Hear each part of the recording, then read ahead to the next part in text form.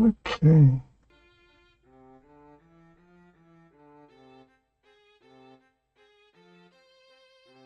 That's not too bad. It still says I'm dropping lots of packets, but it sort of looks okay on the screen, so.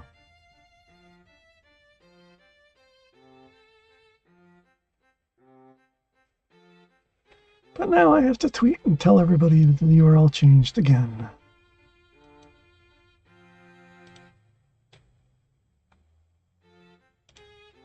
Is this actually working this time on YouTube? Looks like it is. But now I have to tweet and tell everybody the URL changed again.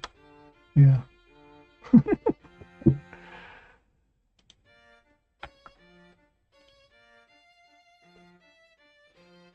Okay, give me a minute to...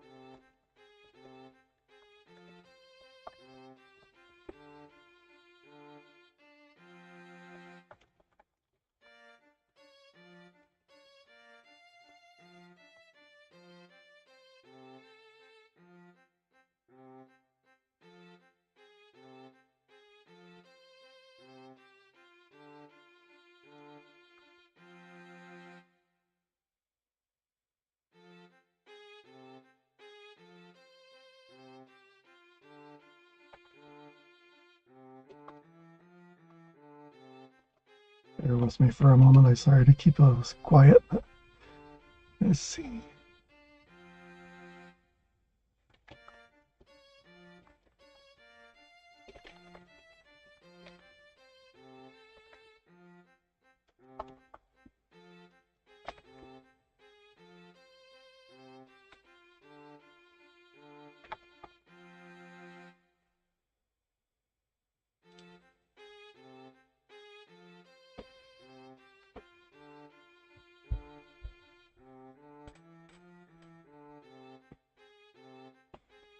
Okay, that's out of the way.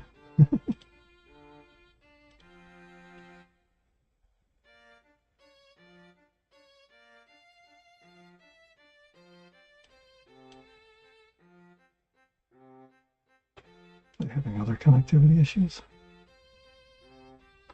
I got like 33% packet loss right now, so that sucks. This works so much better. I dropped the bit rate to 720p also. Last time I tested this, it was 1080p and it worked just fine, so my ISP must be having issues today. You know, this is kind of working, so I will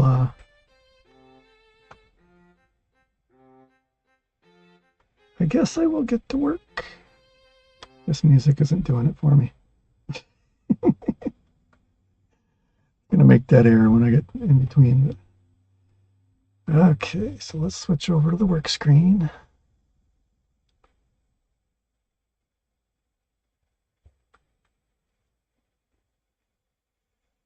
Why is that so yellow?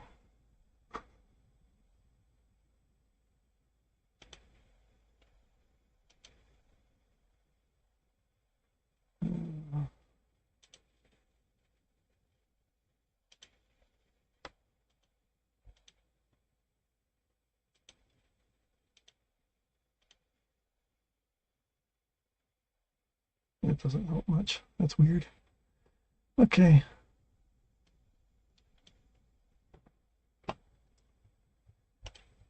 Anyway, I want to code. I'm on the wrong branch. I need to be on 5.2.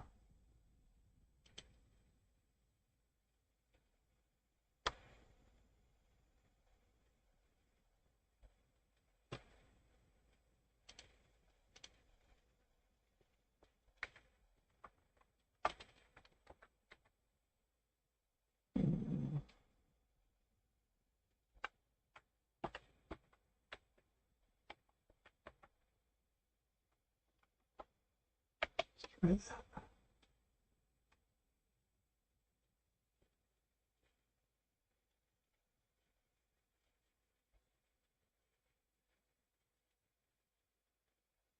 Why did that not work?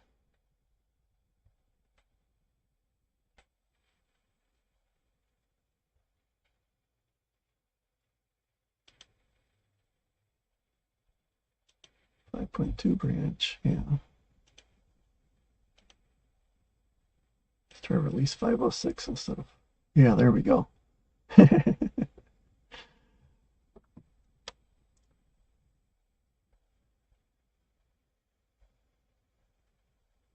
And why are we showing? Oh, okay. It has been that long. Been a few years. We had some catching up to do. I did get partway through this last time we worked on this a couple months ago. Um,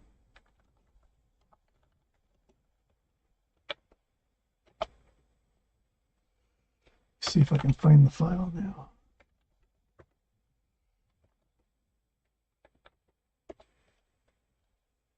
There it is, and we have raw HTML to edit.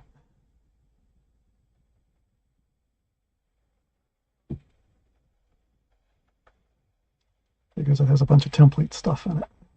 It's parts that get automatically generated. Okay.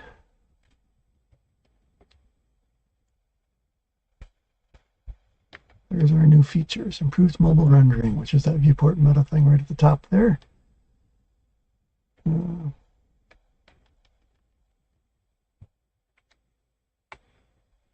Different sections and a bunch of stuff is still in here, and I do not remember where I left off because it's been a while, so we'll have to look through them and find out if anything is important. I'm not even sure what this is. With a cryptic commit message like that, it's probably something not important, hopefully.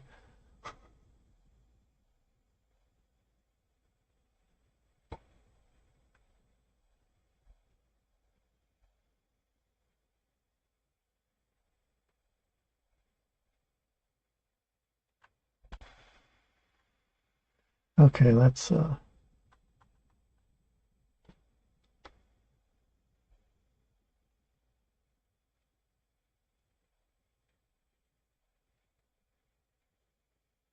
he's backing out. Oh, there's several bugs in here. Okay. So that's switching to using UTF-8 MB4, which is why 5.2 was having issues on MariaDB and 5.06 wasn't. Okay.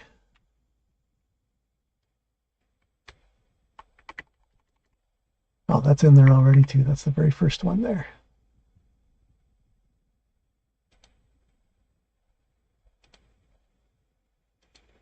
Okay.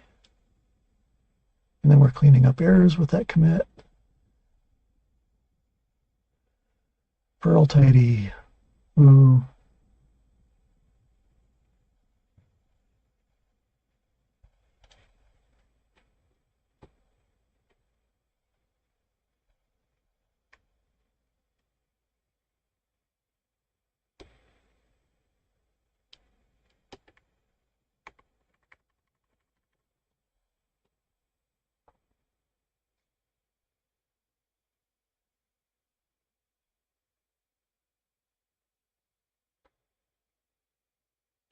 That's a wonderful commit message, just a bug number.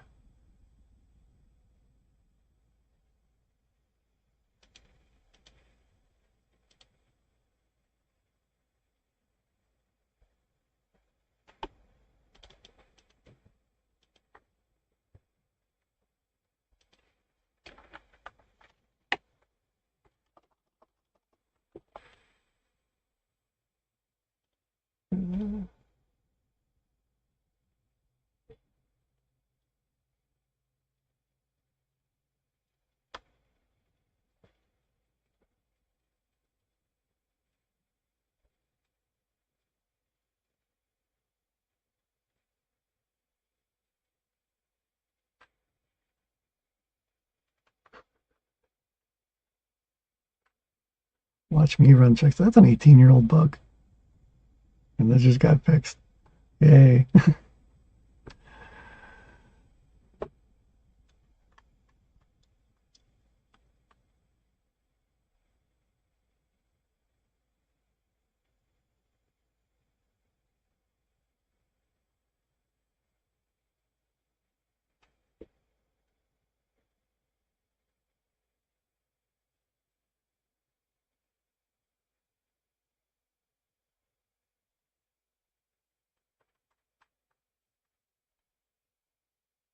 That bug is still open. It never got closed, so that pull request got committed, though. That's a good idea. I should check all the bugs in case things like this happened. Okay, I need to log in. Actually, let me there. Reopen the slate in the default container. Because I'm already logged in as me there. Triage bot is a fail-safe to make sure I'm not showing you guys security bugs on the stream.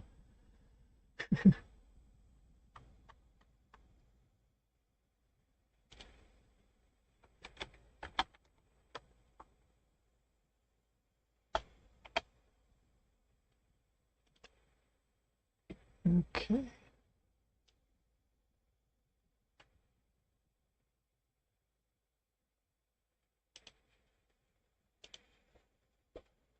Actually, how do I do that? So I should copy that whole message, if it'll let me. Apparently it won't.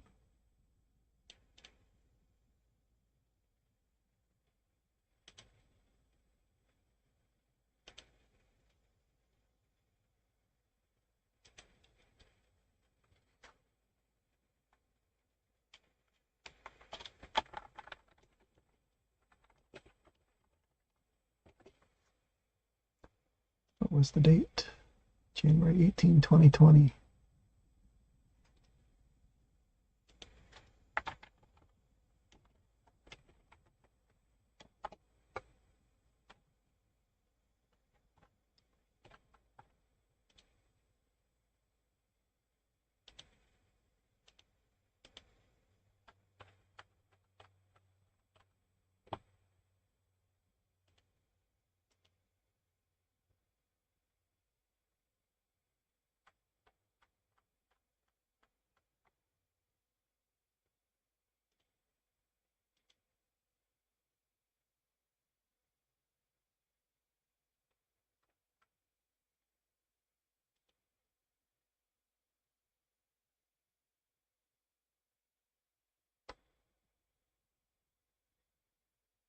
Well, it's a text change in a template. Correcting the grammar. Okay, that's not really noteworthy, but it's a good thing we looked at it because we found a bug that hadn't been closed that should have been.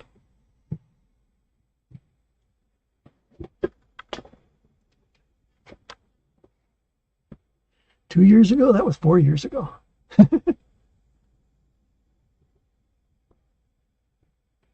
Okay.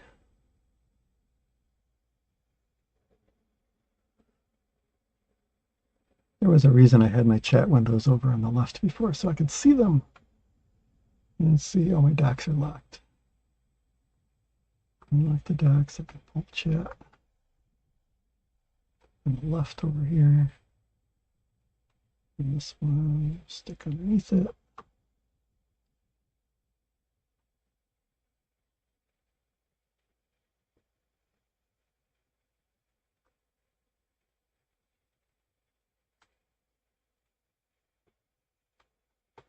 Okay, there we go. Now I have the chat closer to my line of sight so I can see it when you guys talk to me on there. I'm assuming that 2 years ago it was talking about the one we were just looking at. I don't know how long it was there.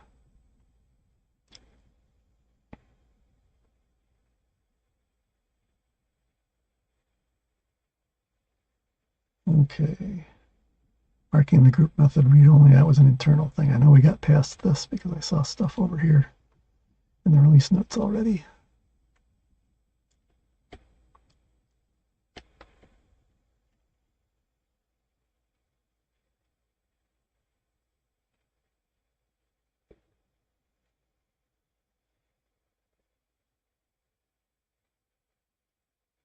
Okay, the shortcut for quoting identifiers is listed in here. It was down in the developer changes, expecting customizations. If I'm talking too quiet, let me know. I have a habit of kind of talking under my breath once in a while, so.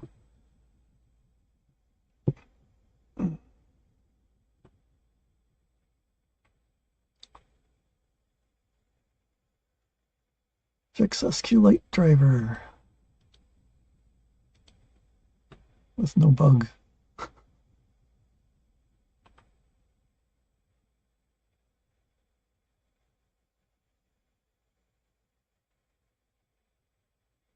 No pull request either. That was apparently a direct commit. Okay, must have been before we had the branch locked down.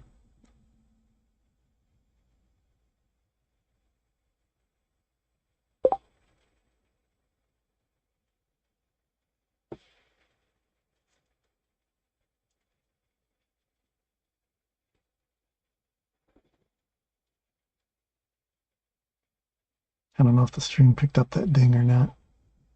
I think it's getting the sound from here. But it might not be.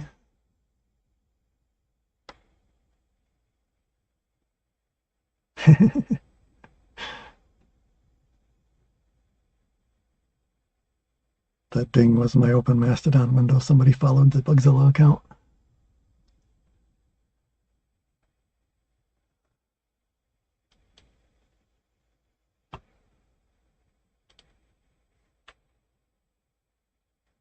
So is the SQLite driver broken or something?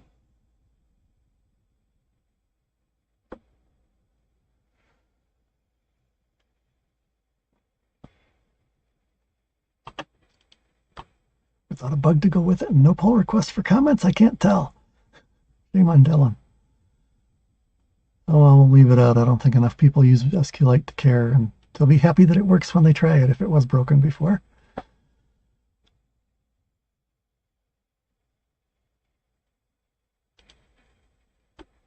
That looks release notable. That's end user facing.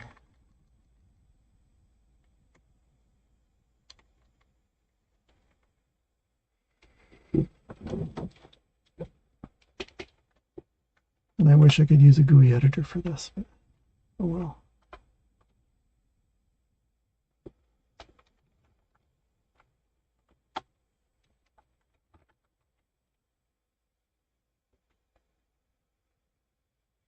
Interesting that I do it like that. Okay.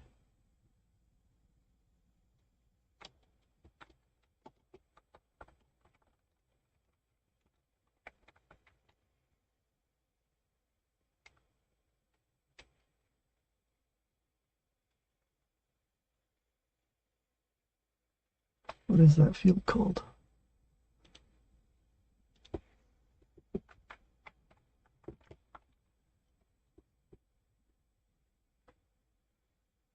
Let me look at my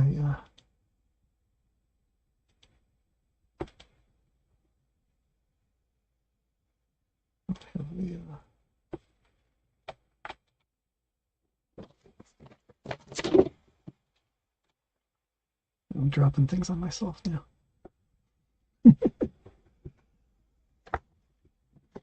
Cables are getting caught. That's why. All right, because I'm on the streamer account. Oh, now it's filling. It's not going to let me in anyway.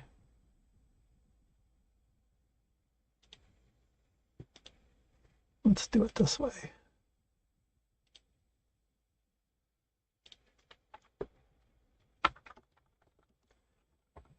There's been fixes on trunk that we haven't pulled in yet. And I need them so that I can do this. But I don't have Docker, go figure.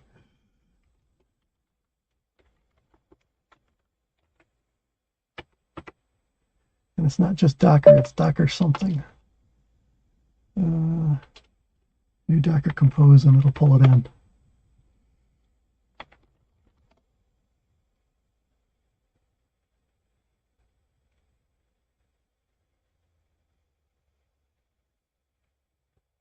Okay.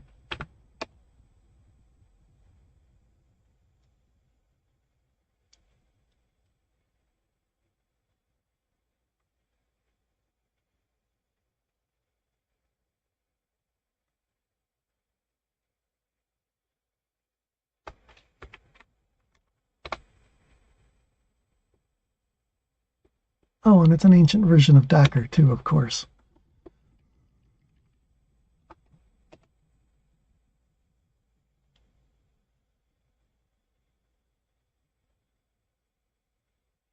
Why don't we have one? Didn't that merge? Oh, I bet I know.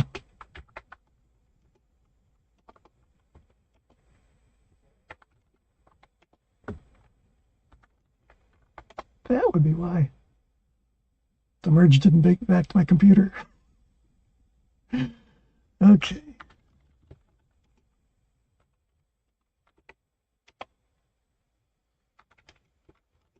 Let's try this again. Now we'll try it.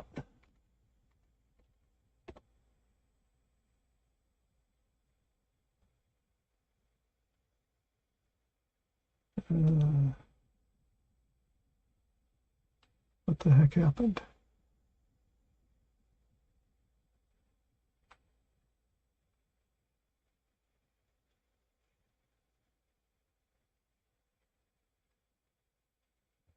Oh.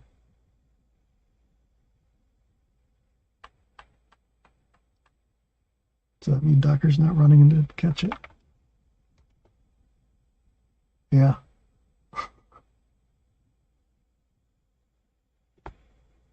Or it added me to groups that are needed for it, and I'm not in the group.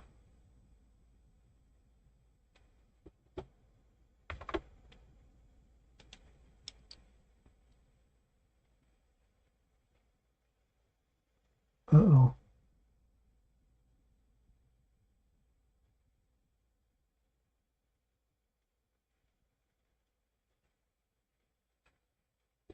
That wasn't nice.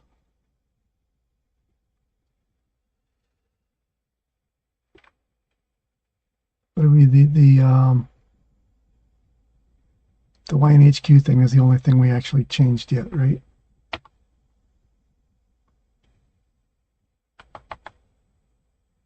I have to click on that for it to work. Here we go.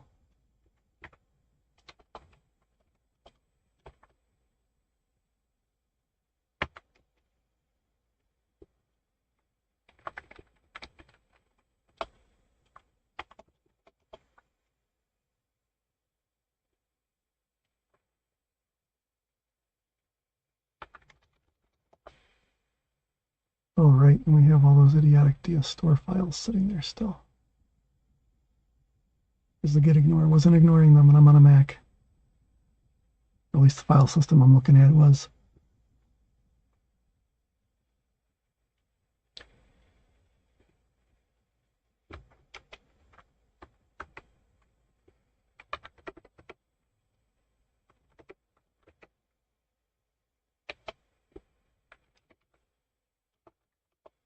And we'll have a changed file at the top, right?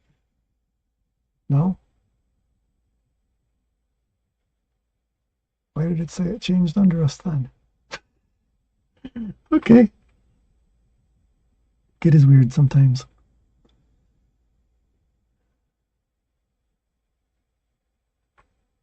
I don't know if I have the patience to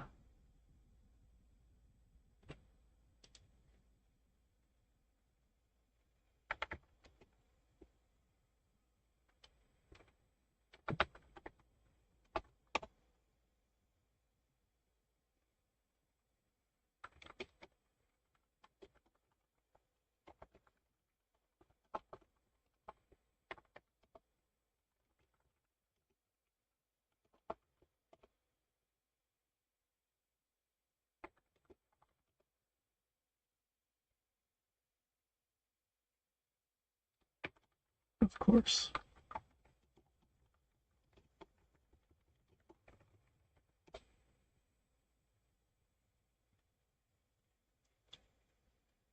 Okay. Because I know I have a working Docker on this one. If it was running. At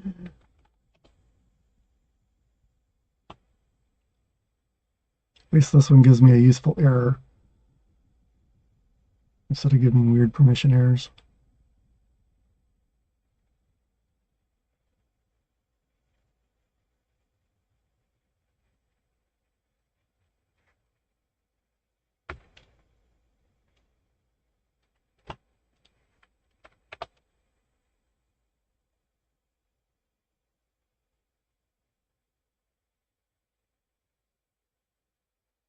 This useful new toy that we got a couple weeks ago. There we go. That is not going to work there because that's running on my laptop and not on the Linux.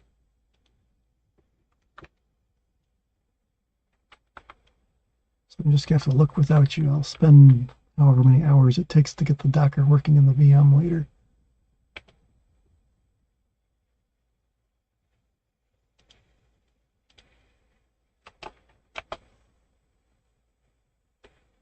Okay.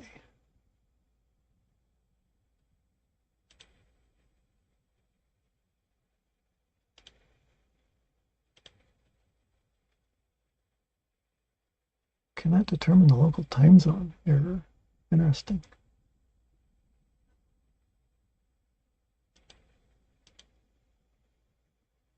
Is that something that's in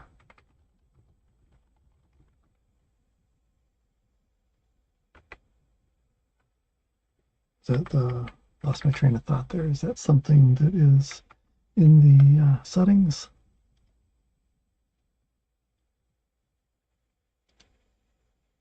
Administration parameters. We don't ask anything about time zone, do we?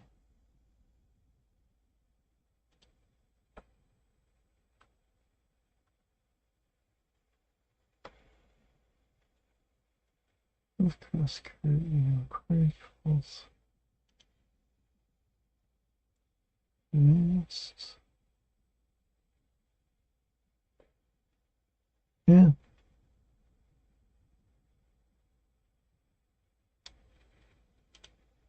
Nothing in there for time zone.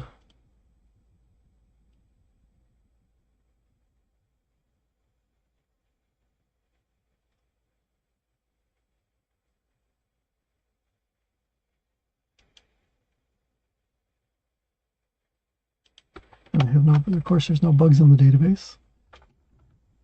I have to create one. This is a bug. Submit.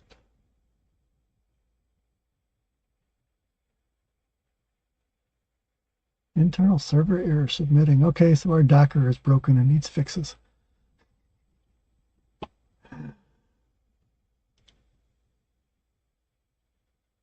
No errors on the console. Oh, we've got the connection aborts every time the web closes. I don't know if that's something we can clean up after in the code or not, but MySQL complains that, or I guess it's Maria in the 5.2 image, complains that the connection gets aborted every time the web request ends. Because apparently Bugzilla just closes the connection instead of actually logging out.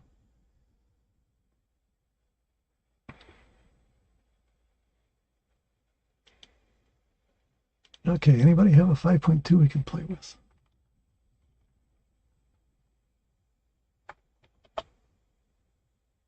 I just can't show you on stream. Let's see.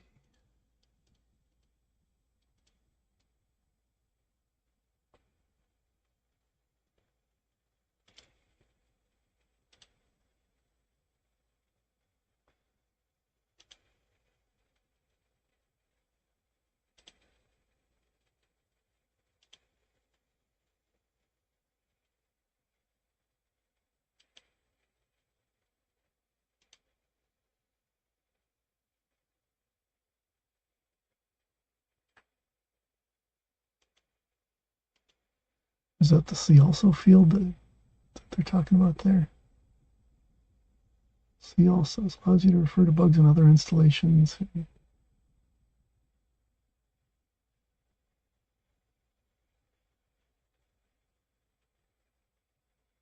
Okay, yeah, that is. So it does. So the see also does enforce that it's actually something that it knows about. It's not taking random URLs. That's what I was wanting to check. Okay.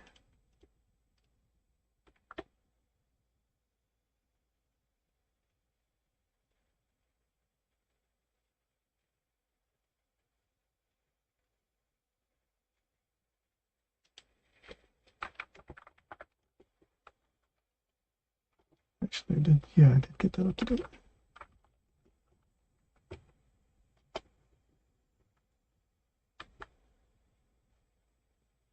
And we are up to date, and I did merge from 5.2 already since we pulled everything, right?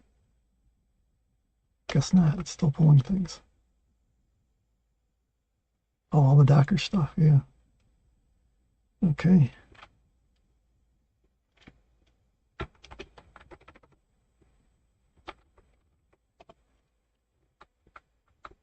Okay, so where's the user-facing section?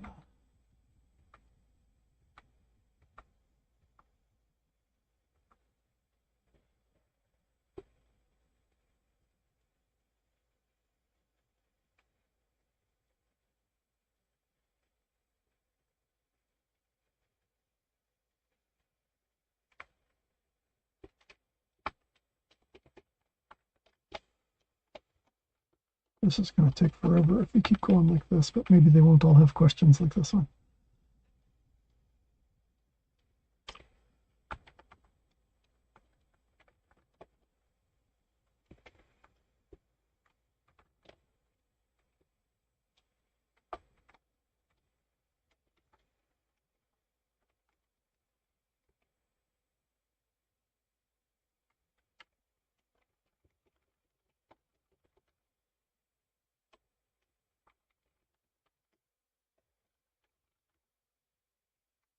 I need to be strong.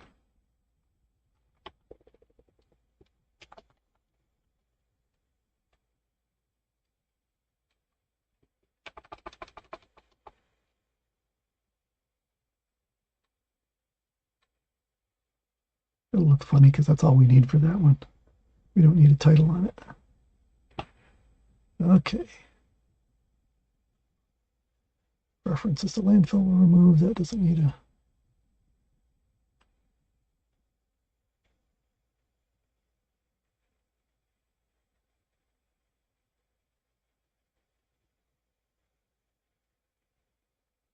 Oh, MySQL 8 compatibility fixes. He hopes it's compatible with Postgre and SQLite, huh?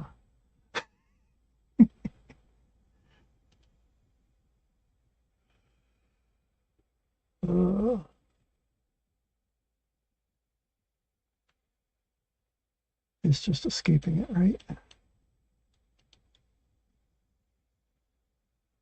Yeah, it's putting slashes in front of it. That should be pretty universal.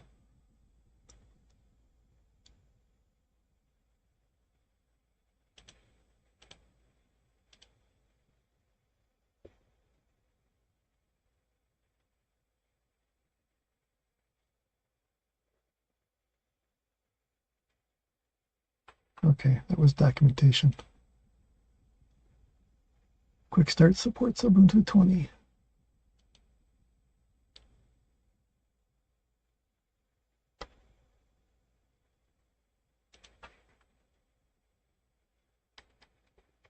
was a big fix.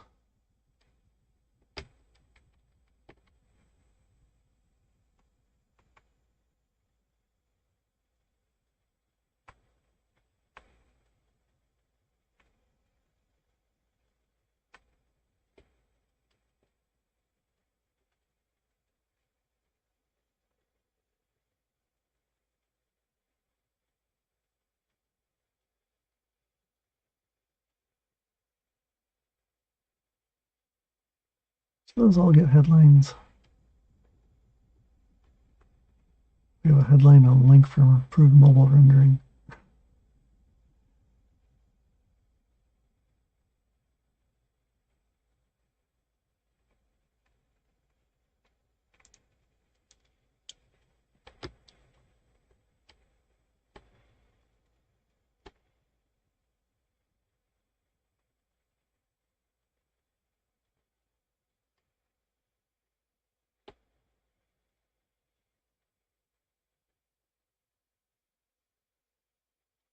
Oh, should we do that? That's a bug fix. And I don't have a section for Bugzilla. It's a pretty big one, too.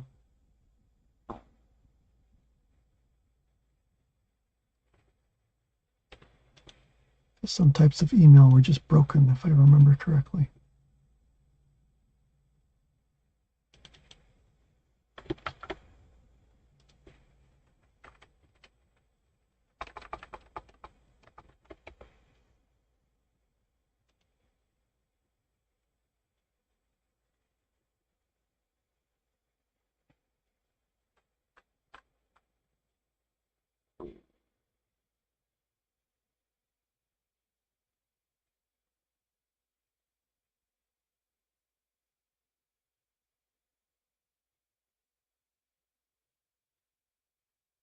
Oh, there it is.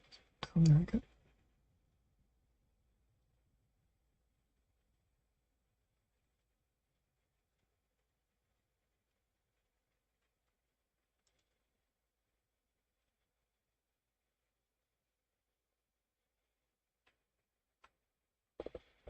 Okay, so what was the symptoms here?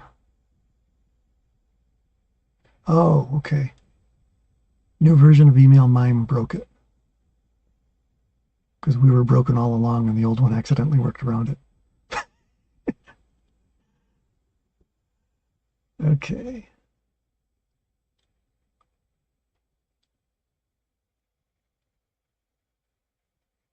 That is release noteworthy, but not headline worthy, probably.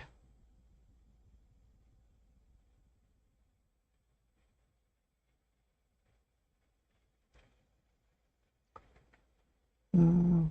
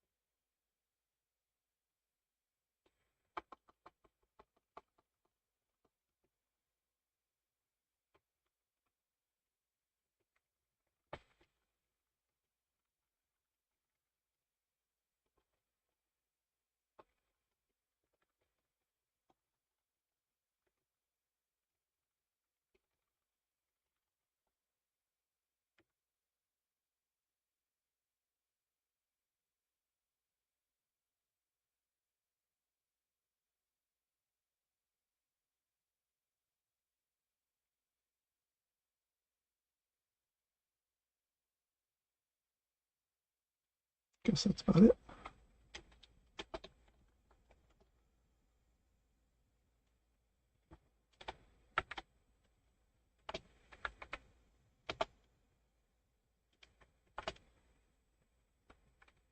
Yes. Why does that not work? Ah, there we go. It didn't intend.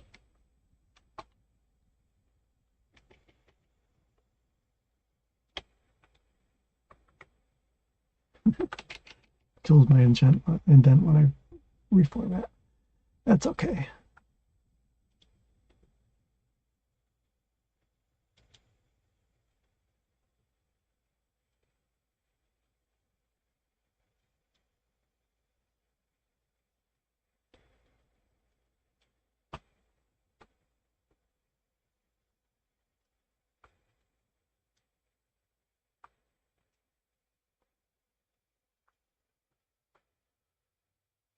Okay.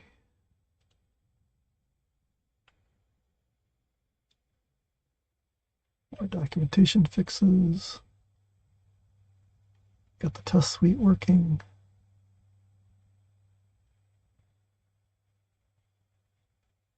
More test suite stuff fixes. That's documentation. That's documentation. Repo maintenance.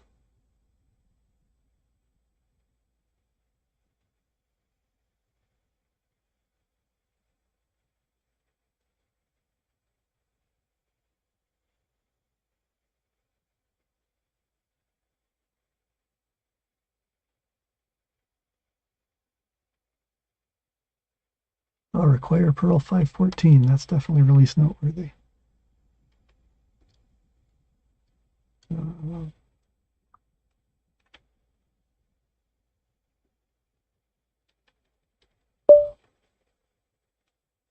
I feel like that might be somewhere in this requirements table, though, the part that gets generated.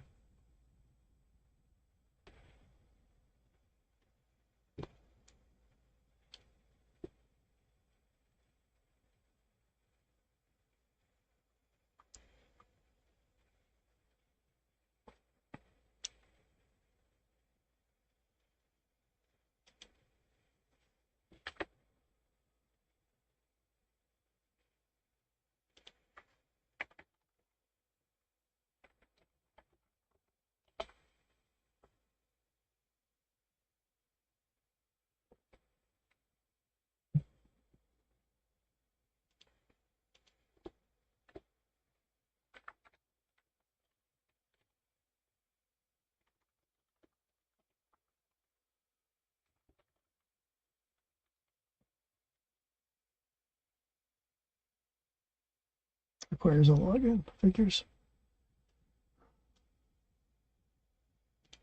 Let's try theirs.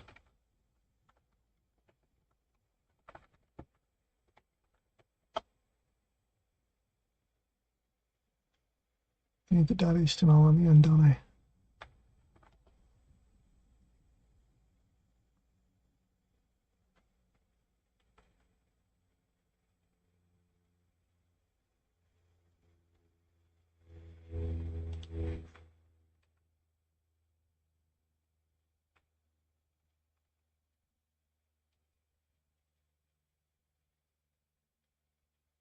There's that database table.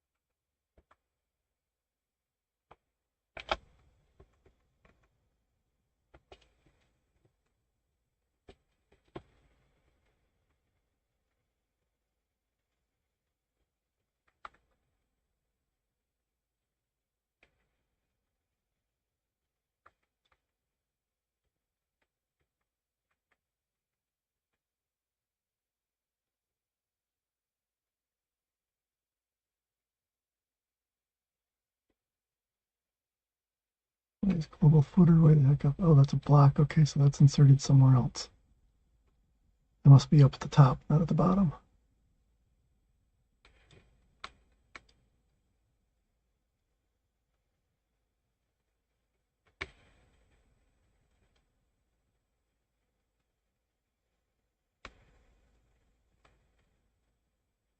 Yeah, that's up the top. Okay.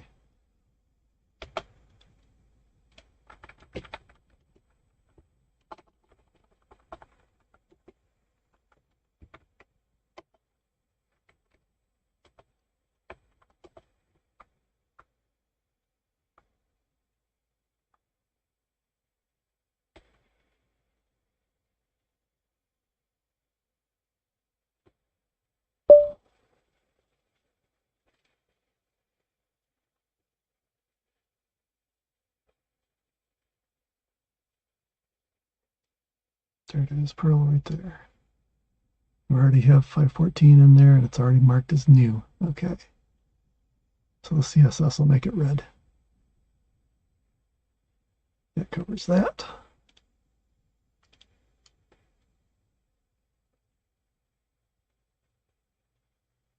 More repo maintenance. Test fixes. Test server working with self-signed certs.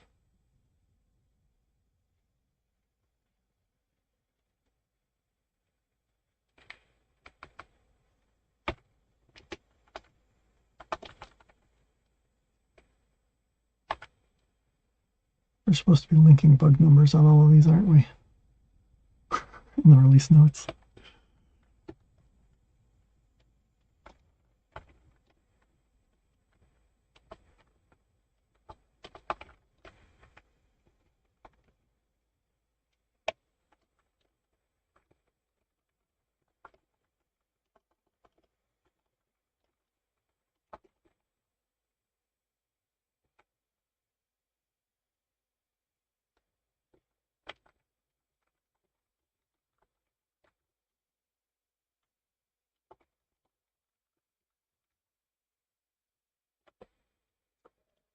And we should go look at that because I'm pretty sure it's a command line switch and it's not by default.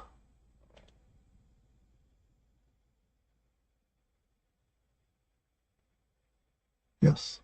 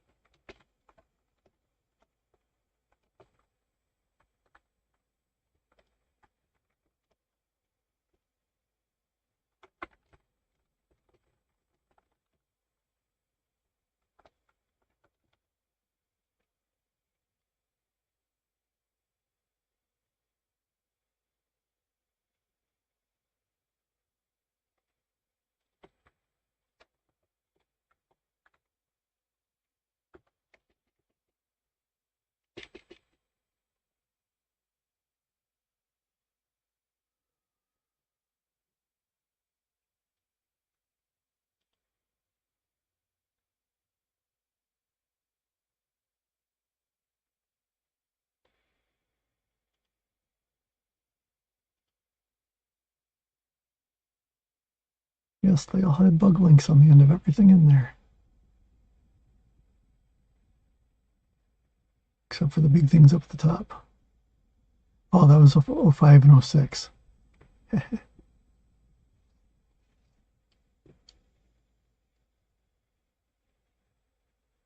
Because those were the two unfortunate releases. But you can tell they weren't quite done up to snuff by the release notes. Looking at them there, can't you? Okay, do we have a block for referencing bugs down at the end or anything cool like that?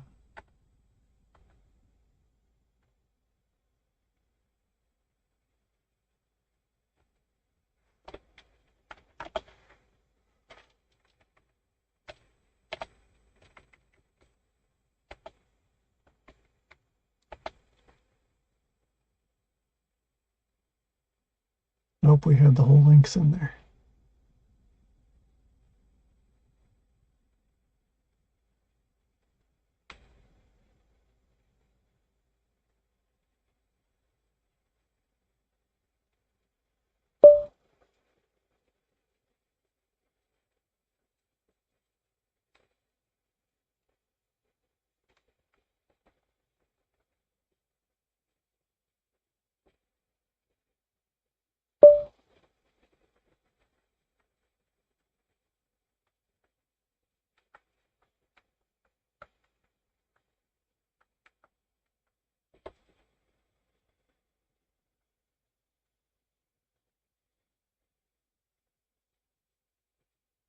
So it would be a convenient thing to have.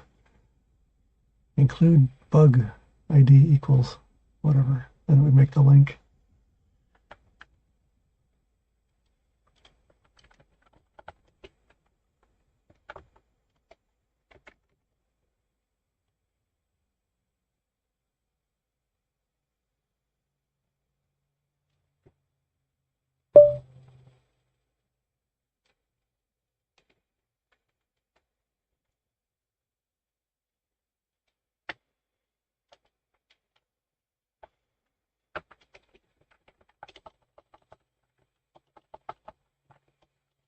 Can't type straight today.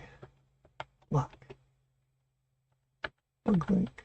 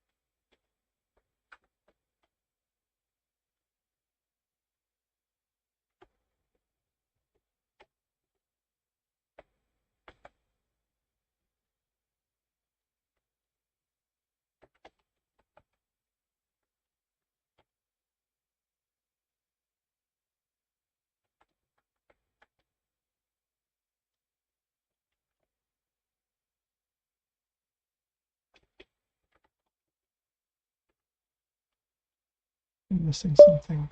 Oh, I gotta.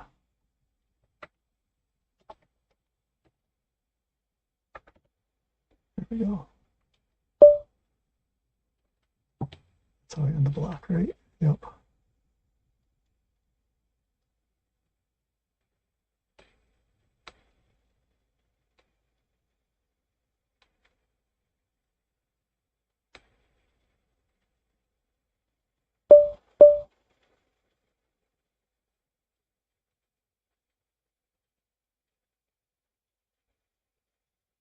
That isn't the one I was working on. Did I forget to switch back to the other branch?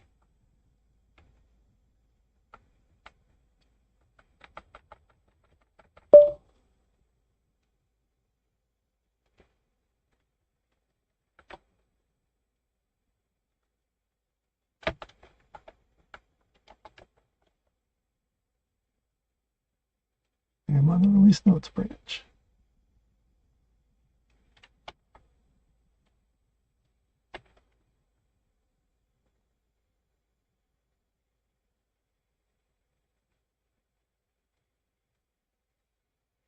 Oh, that is where I was working at. Okay.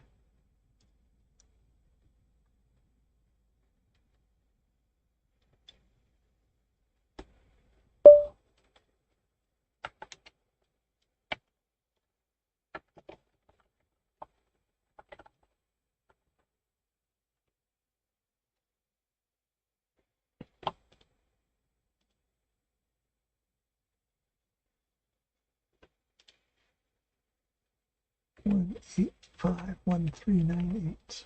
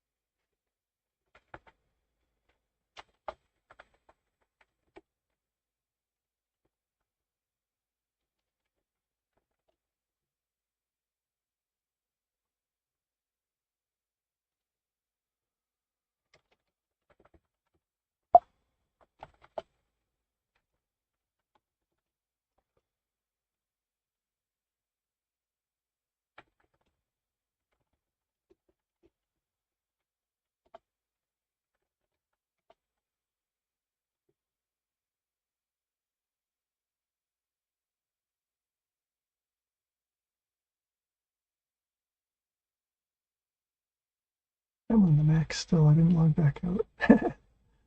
Oh well.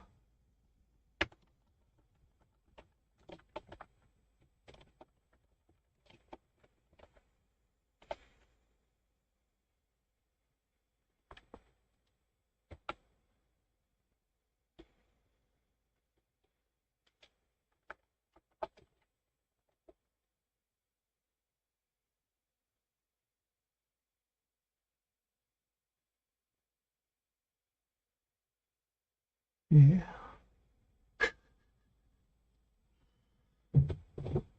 I hosed it because I got stuff committed in both places.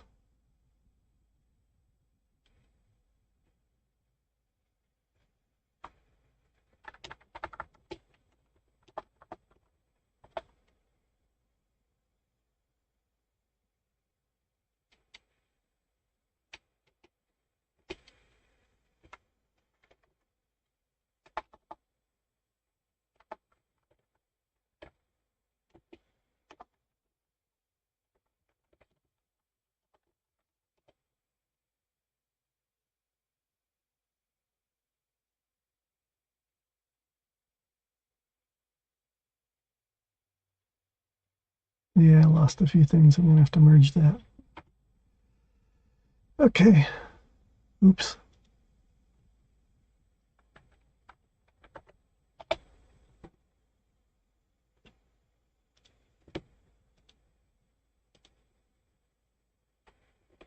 Oh, come on.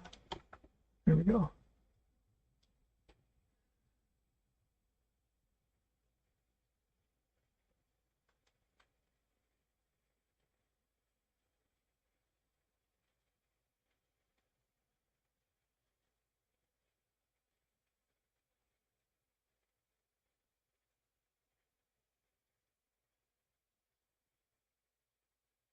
Did that die or something? I don't see my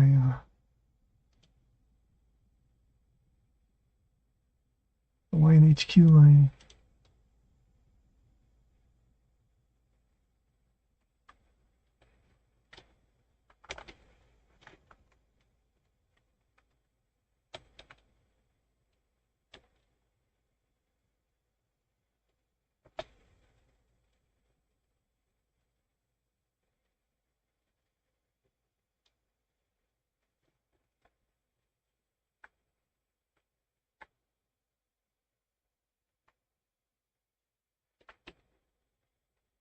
Enhancements for users is empty.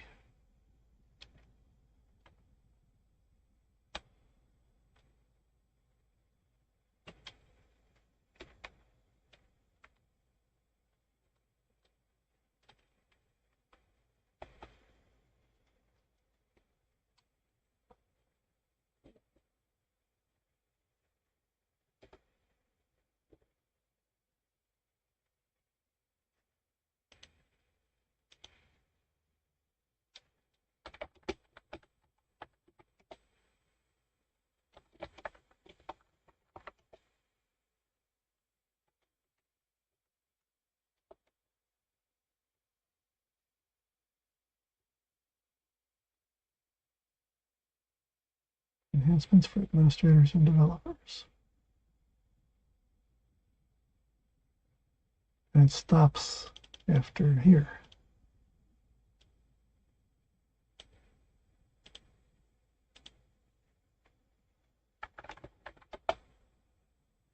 Aha.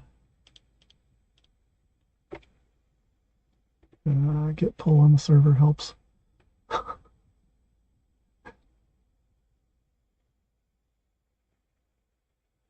How many years of commits do I have to review? Well, let's see. That's the end right there. we're on this one right here right now, and that's the end of the list down here for the stuff since 5.6. But I was given the appearance of the 505 and 506 release notes here. I'm thinking that we probably need to review this everything since 504 also, especially since the upgrade path that we're proposing is for people to go from 504 to 5.2 directly. Because there are people that didn't upgrade from 5.0.4 because of the huge breaking changes in 05 and 06 that weren't security fixes.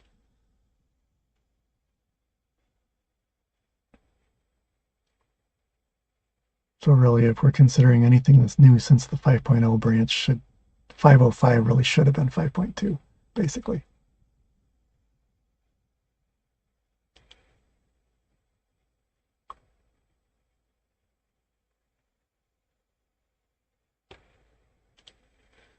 But anyway, looking at here, my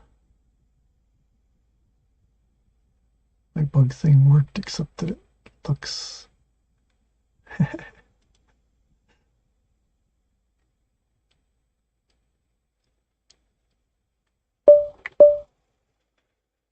Where's my block? Bug link.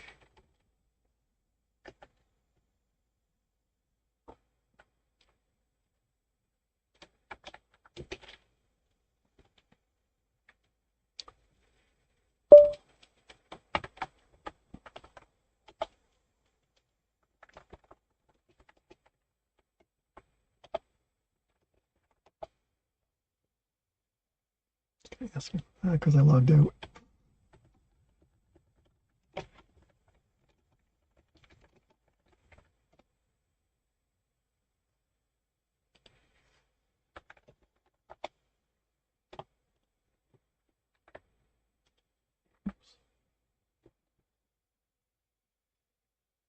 There we go. That looks better. How did they look over here? Oh, bug was part of the link. Okay.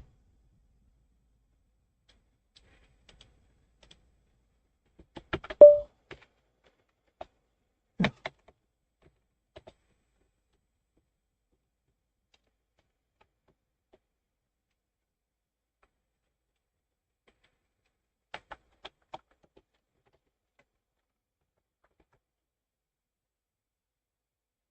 I got rid of the dash on there because it eats white space in front of the replacement. And we actually have an intentional space there now.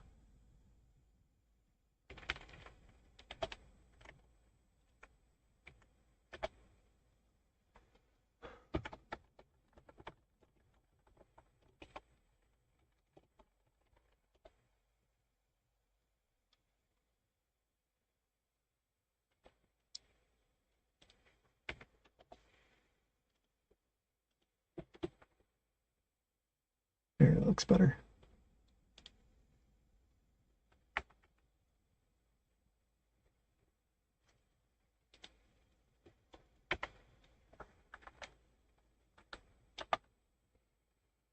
What is it? Fetch to pull without merging. Okay.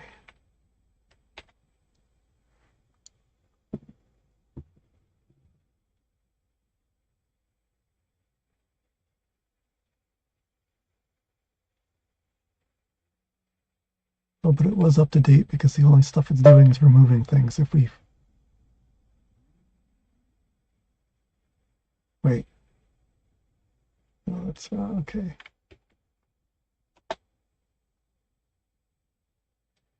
I gotta compare my two windows over here. Why not HQ? And that is under enhancements for users.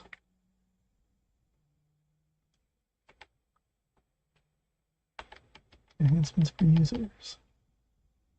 It's there, so it's removing it if I force pull. Or no, it's my local code is removing stuff. That's what that is.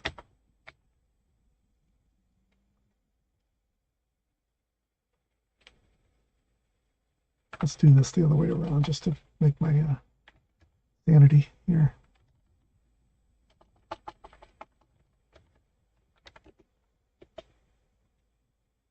Okay. So if I force pull, it's adding stuff, and that's all it's doing. Okay, good enough for me.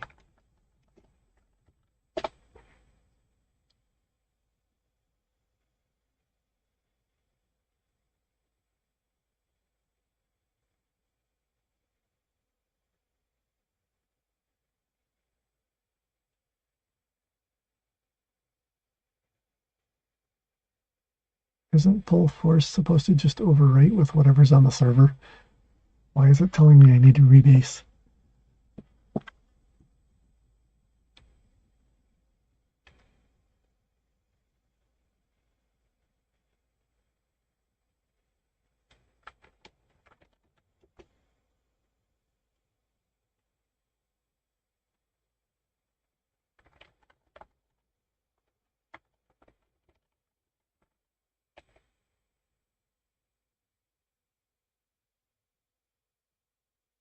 Because I had all the same commits, they were just in a different order. Okay.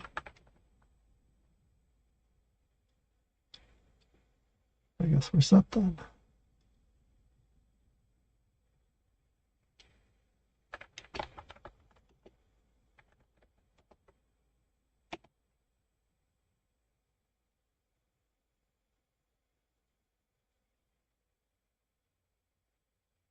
What?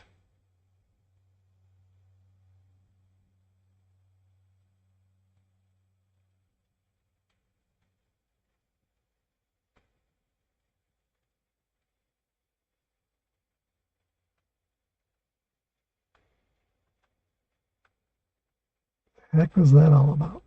It was supposed to be a one-line commit on that branch.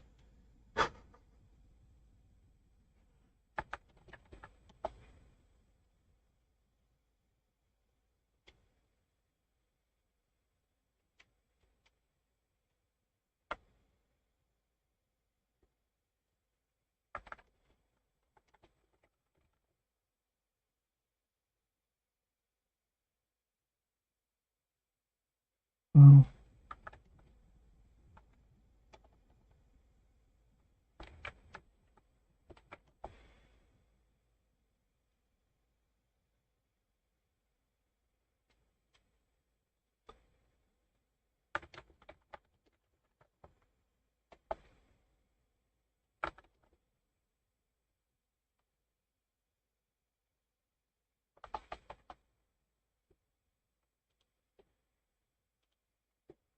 Okay, that has me very curious now.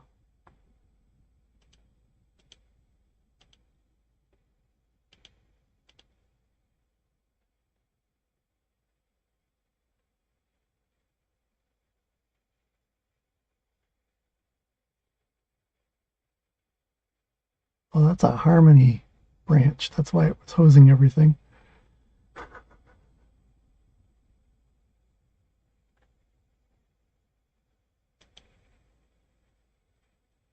And I could swear that was already on 5.2, and that's why my pull request even mentioned the bug.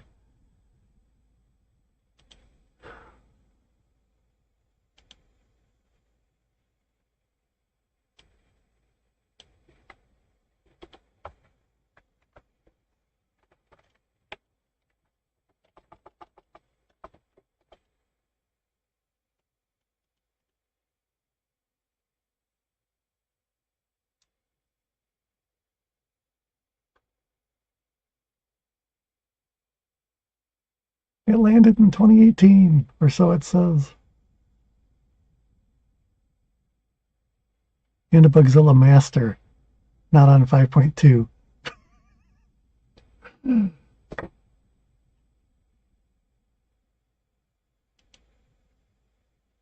Uh,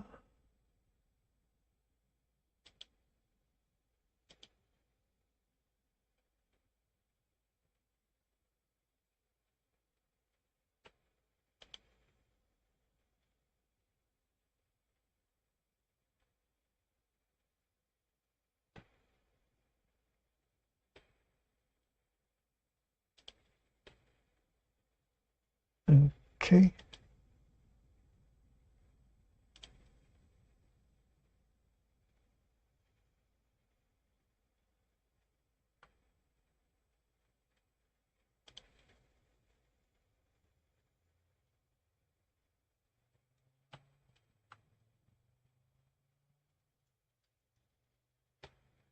So we need to reproduce that on 5.2 as well.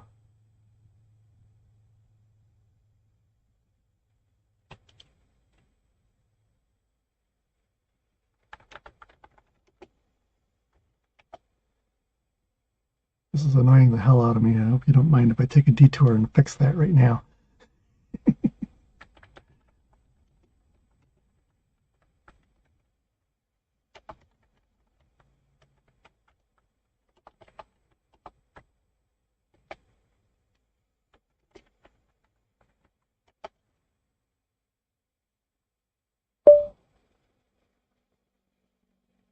Oh, we weren't even checking for that at all in 5.2.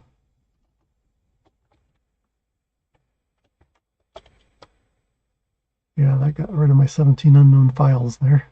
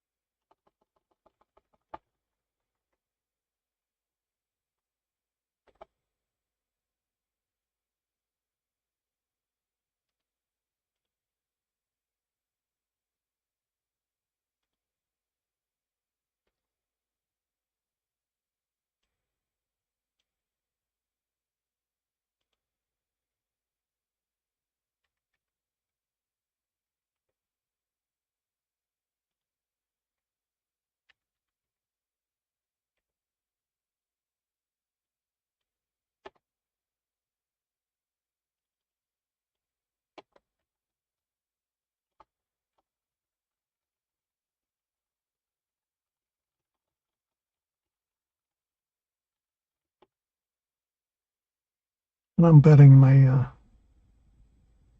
on my actual Mac that has probably has that in the global get ignore or something.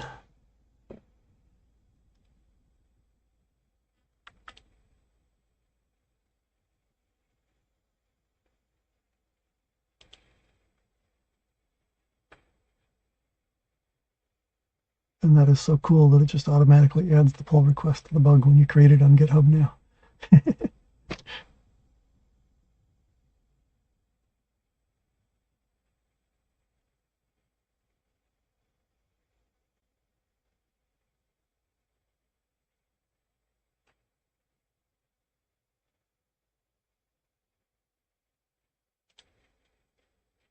Okay, back to the release notes.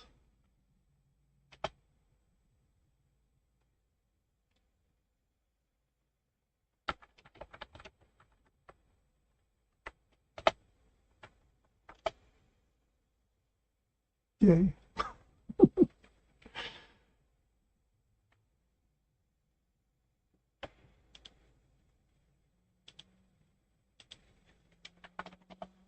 I can close that over here. We're done with that.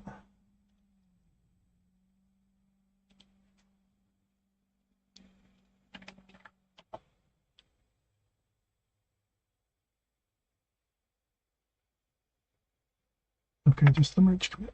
Okay.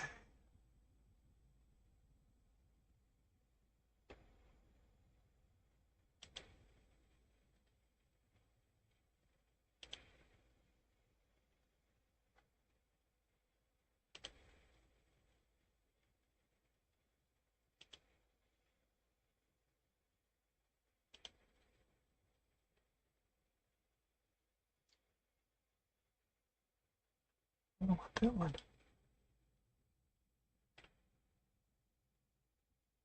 This one.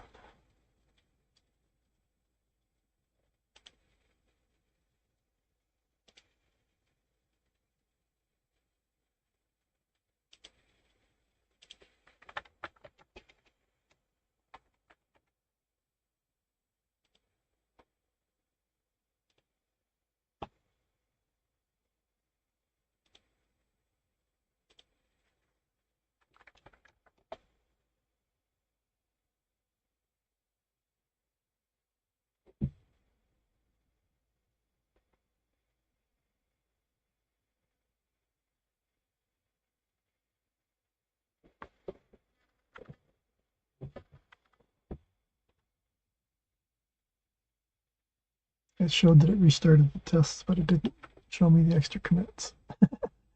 There they go.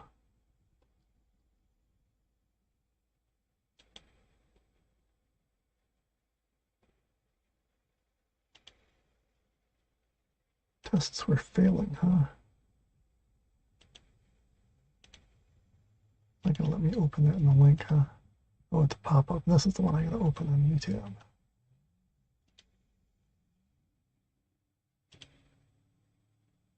What did I break?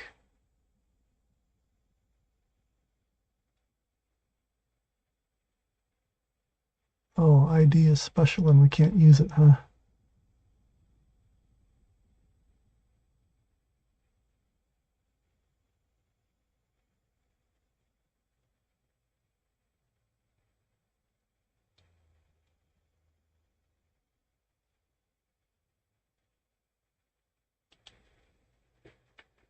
Okay.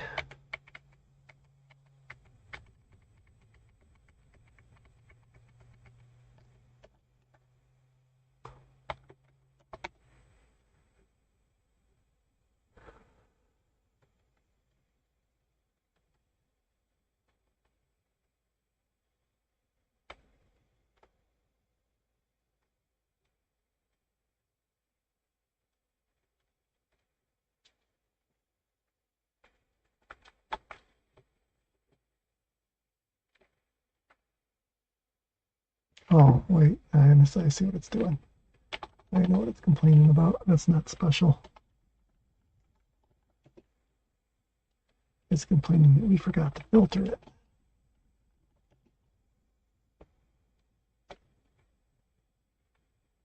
which is only going to be a number anyway, so it shouldn't matter. But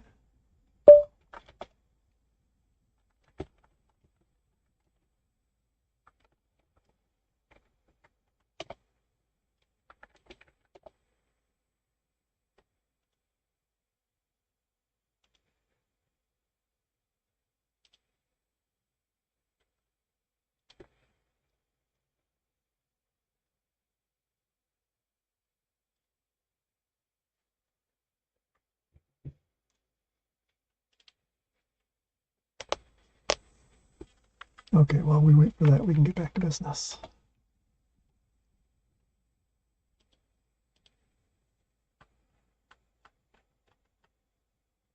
Okay, we just did the self-signed certs thing.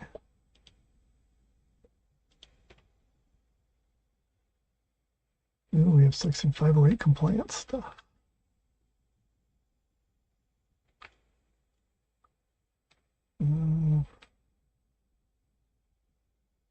Does that deserve a headline?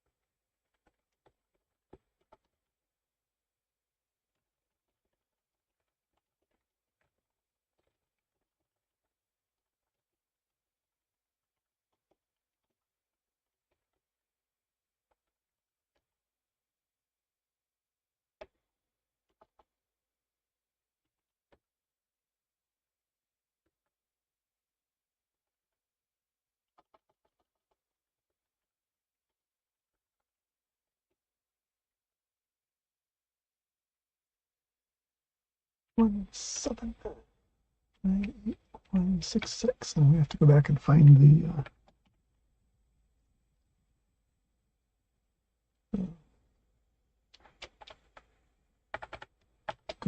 the bug numbers on the rest of the ones that didn't get them. HQ link.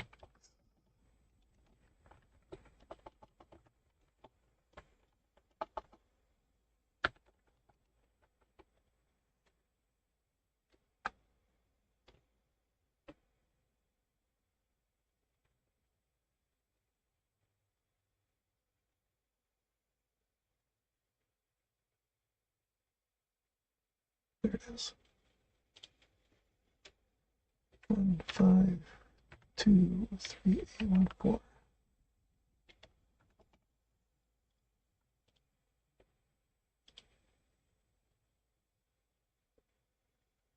Test still failed, huh?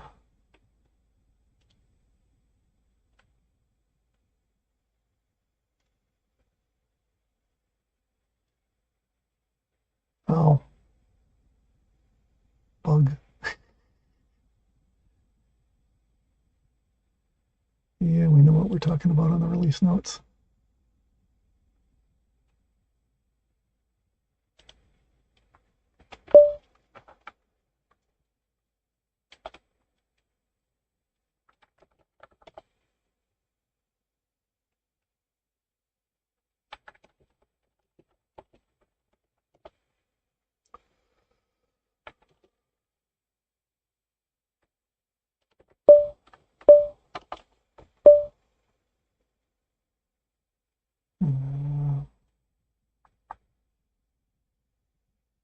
Is it 9? Yeah, it's 9.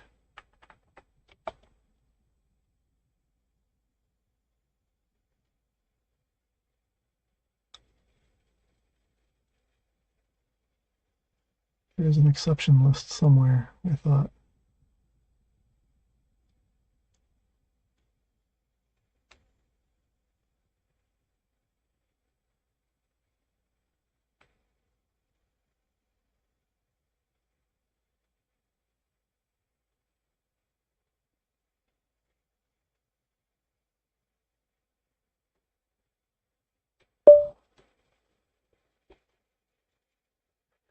But that file should definitely be an exception. because it doesn't matter if the local install is calling bugs issues. It's an upstream document. We're talking about upstream specifically. It's always going to be bug because we call them bugs.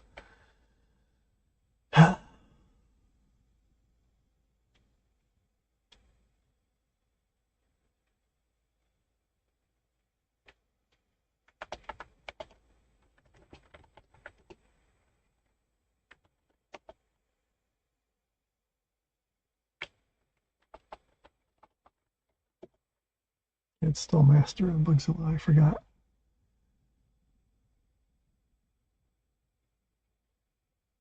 We will probably soon have both a main and a master, and they will be different, which will be confusing.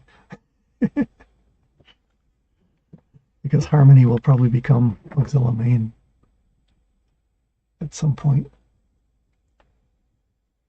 Okay. What was I looking for?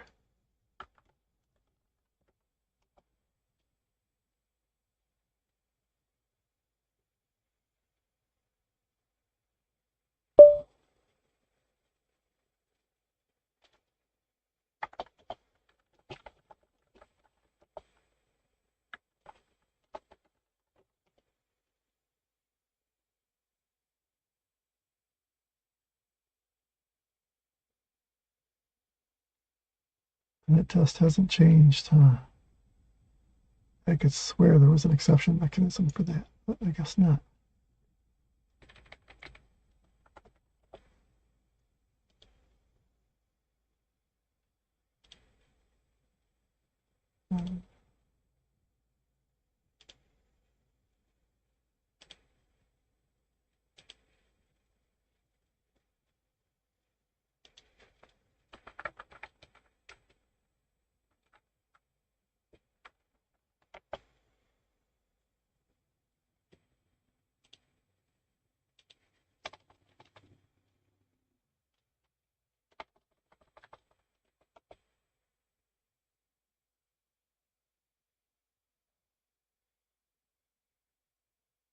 We don't have a bug requesting that either. It's been talked about too many times. You think it's going to happen. Okay. I can deal with that off stream. Get back to editing notes. That's what we're here for. Let's see.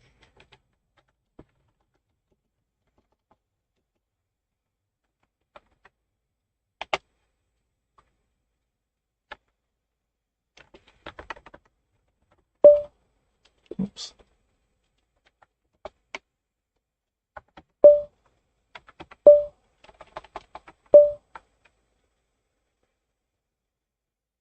Oh, pages, release notes. There we go.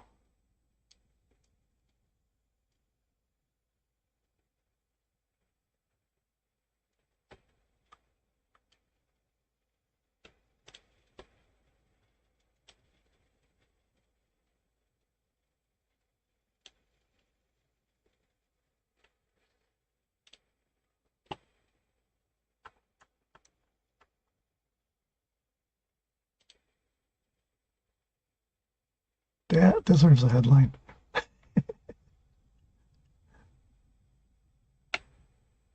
Okay.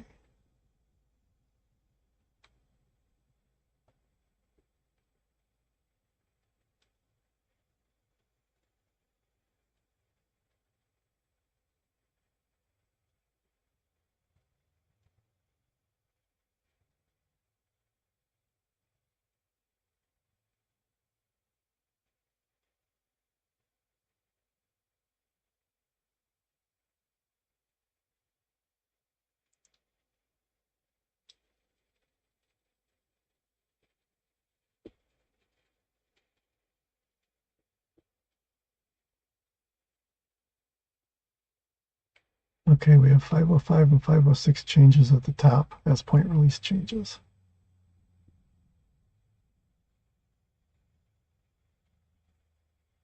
Which means all that stuff I just did should be up at the top under 5.2.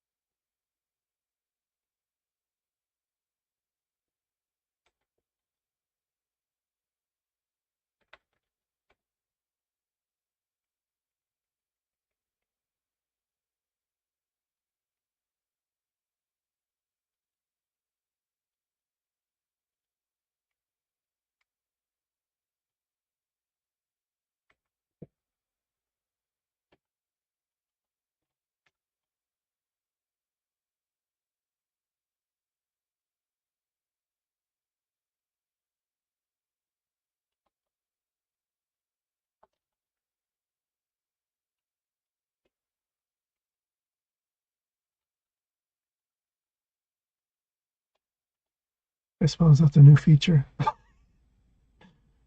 A bug fix technically, but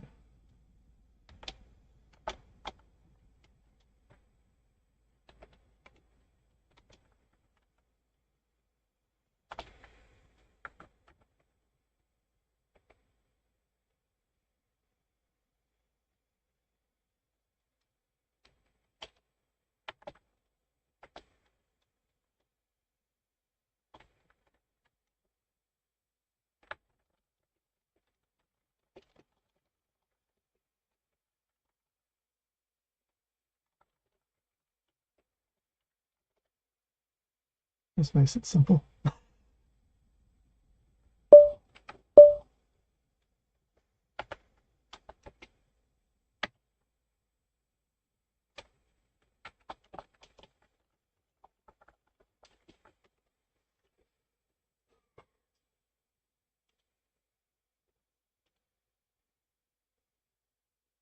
One five nine two one two nine.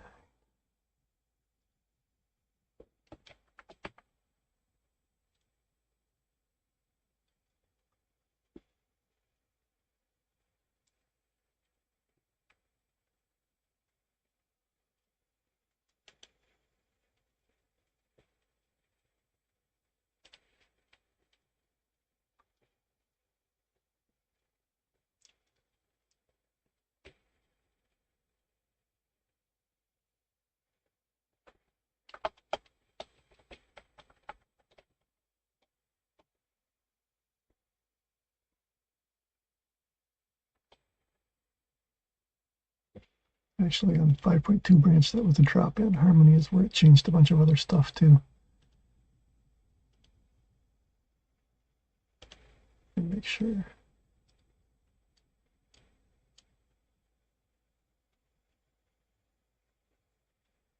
I did have to change a couple things.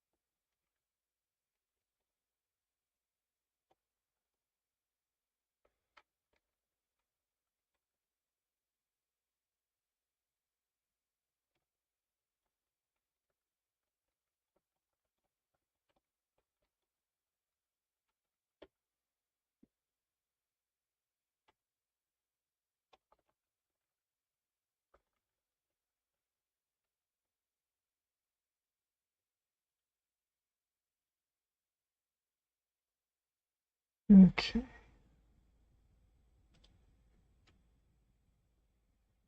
One eight five three one three eight.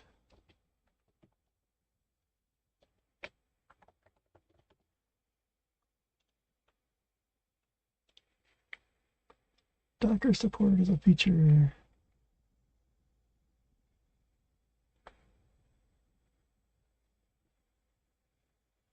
And it's partially broken, so I'm gonna have to debug it some before we release this.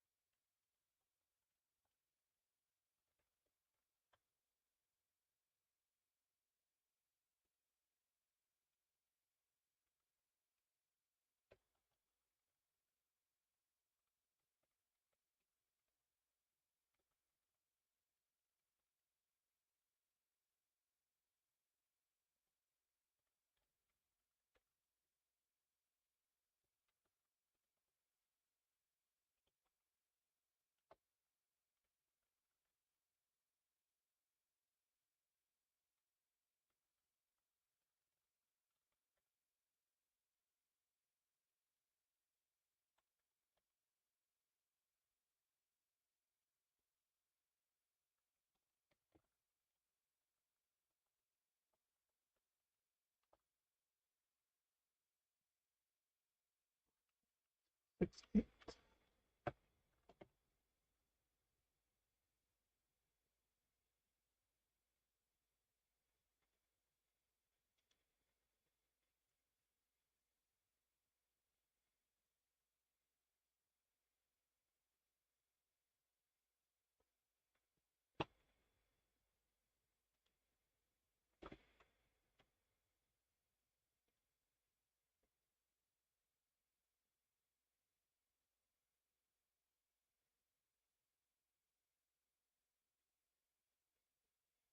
Hmm.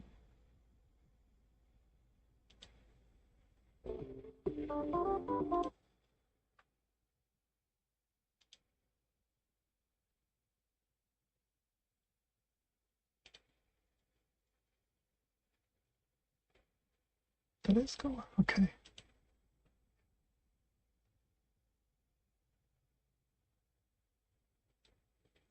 I just noticed the YouTube console thing in OBS was not telling me that it was currently receiving data, and so I was wondering why it wasn't, but it looks like it's still running.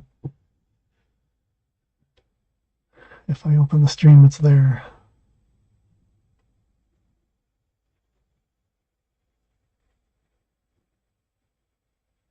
From a streamer's perspective, Twitch seems so much easier to use than YouTube.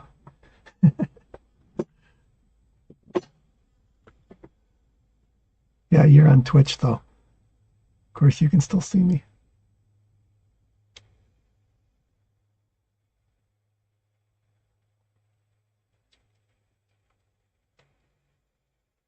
Where was I? Okay.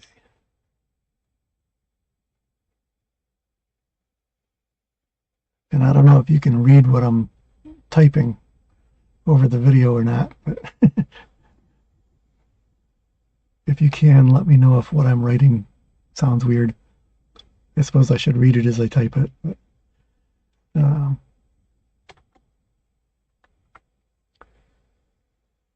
so the demo Docker configuration. Bugzilla now ships with a Docker Compose configuration, which provides an out-of-the-box running Bugzilla to test with.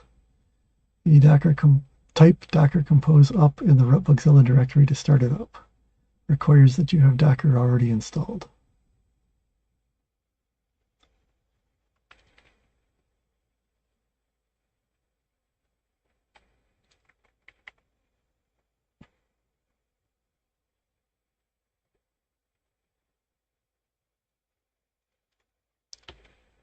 Out of the box, Bugzilla.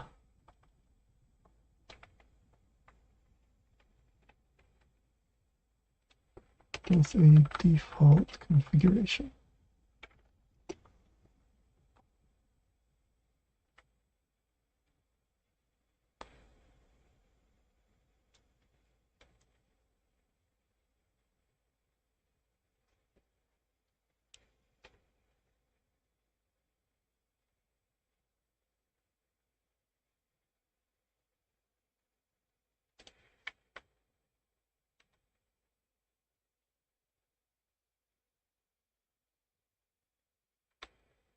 Where'd the end user section go? The enhancements, there we go.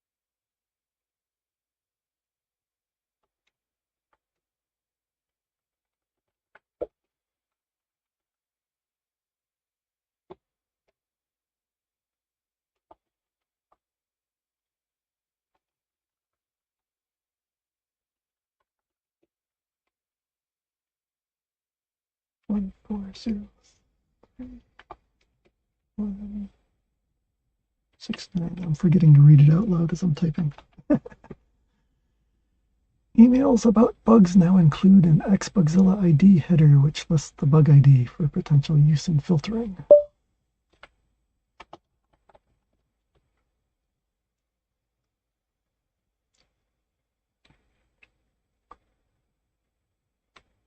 And that is it for that part of the list. And we need to go back and find the ones that we forgot to put bug numbers on and add the bug numbers.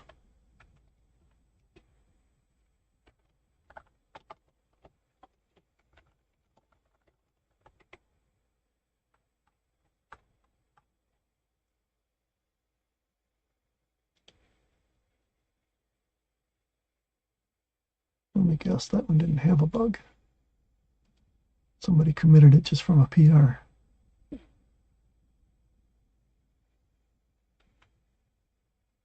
Indeed. Guess we could link the PR.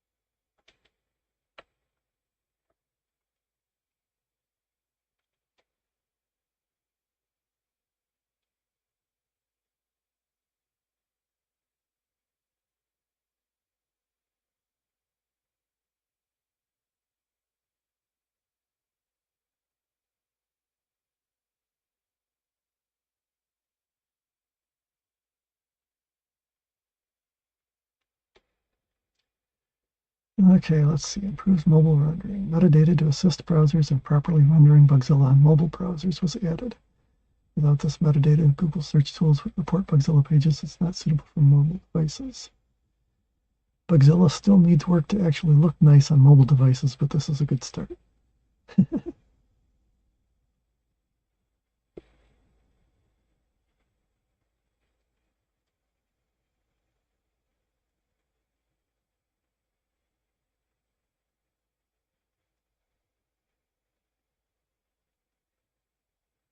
Hey, OBS says I'm still getting 40% packet loss to Google for YouTube.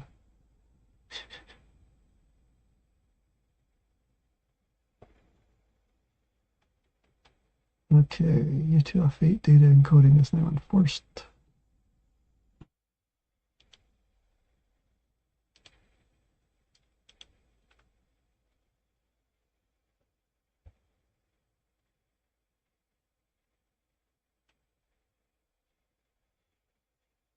That's another one with no bug, isn't it?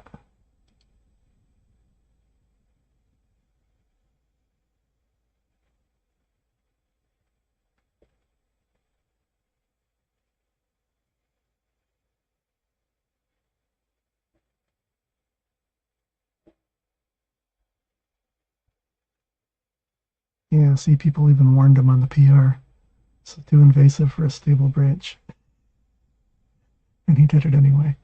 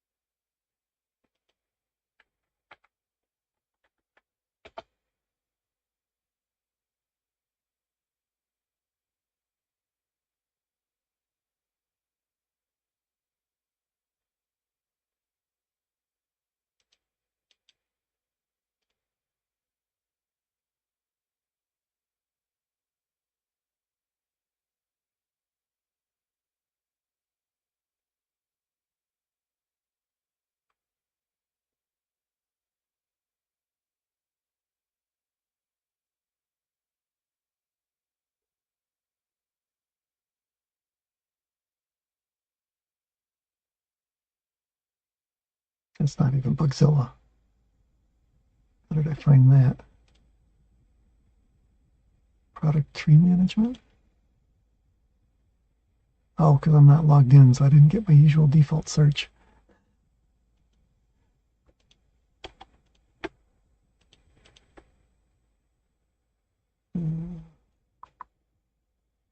Bugzilla.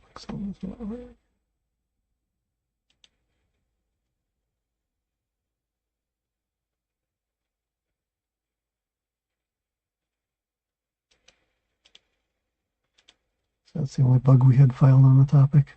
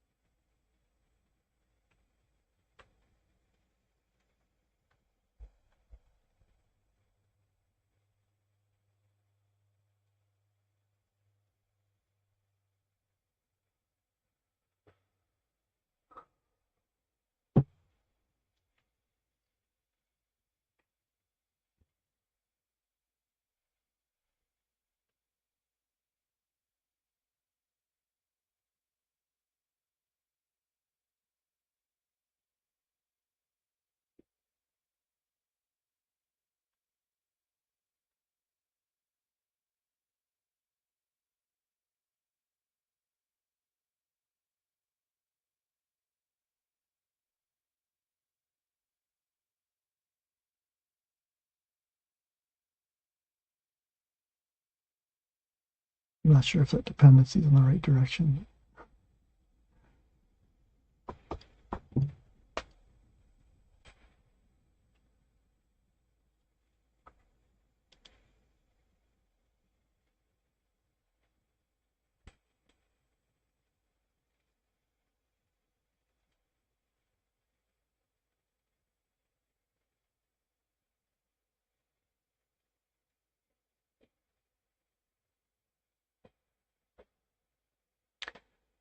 I think we need to find Dylan and ask him what this was all about.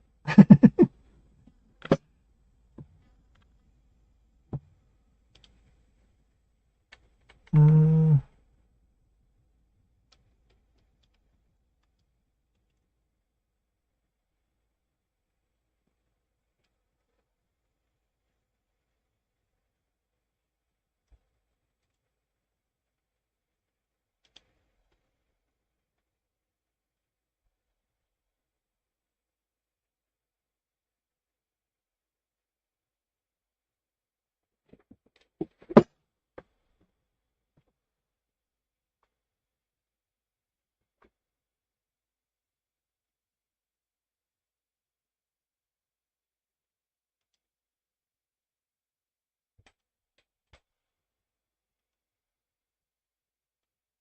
shall we get dangerous?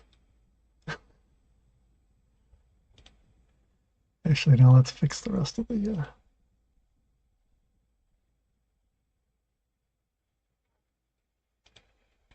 Go back.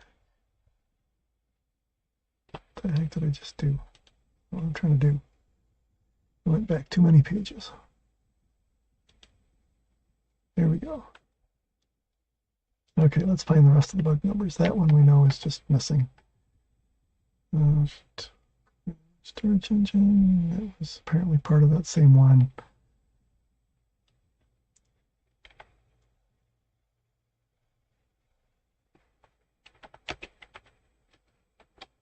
The bug numbers for the rest of the ones we missed before we go back and try to get old ones.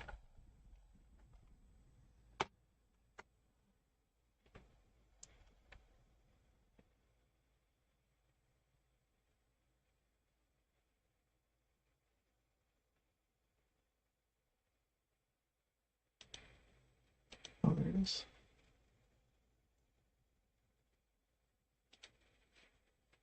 One 657,496.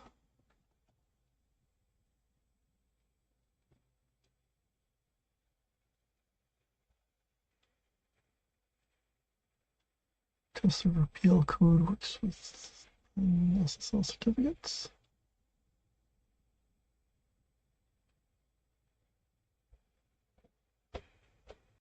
There it is. 185. Oh, that one's already on there.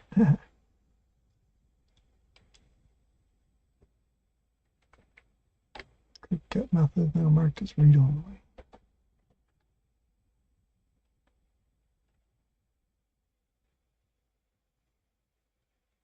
It's this one.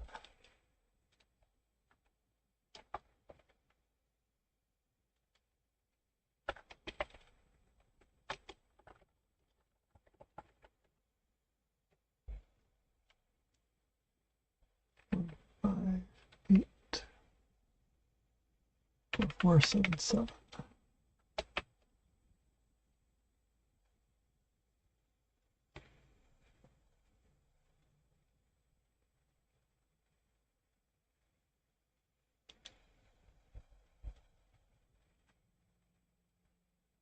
It's this one.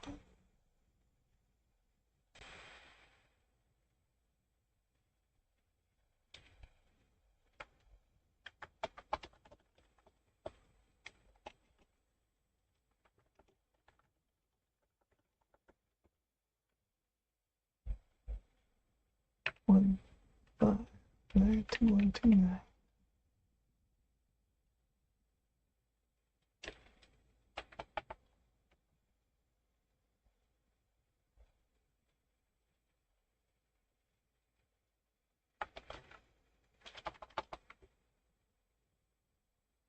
That was it. Got links on all the ones except for the weird one, which we'll have to ask Dylan about later.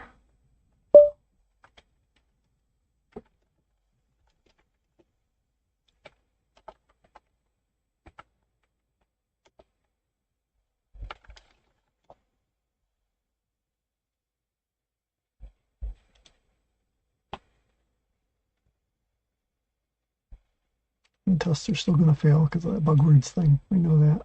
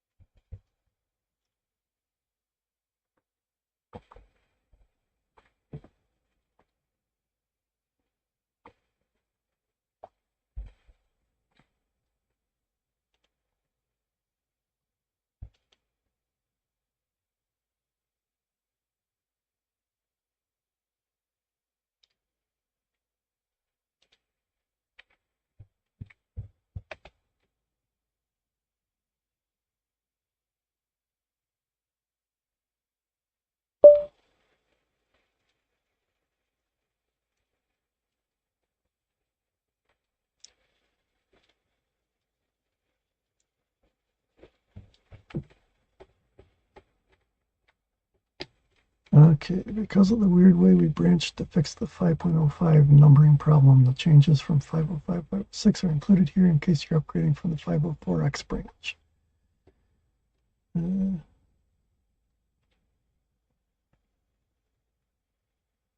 That should probably be down at the bottom under the rest of the stuff.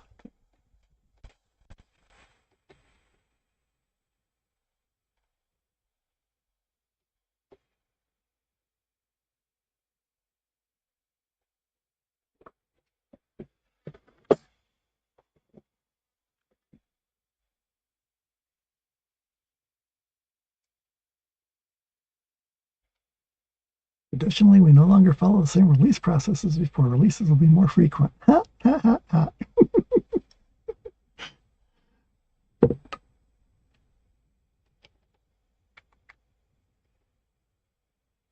Yeah, we saw what a mess that release process made. I still want to release more frequently, but we need people around to help before we can do that. As it is now 2019. Bug's full text table is now InnoDB instead of my ISAM. This may cause upgrade headaches. No kidding. That's why it shouldn't have been done on a stable branch.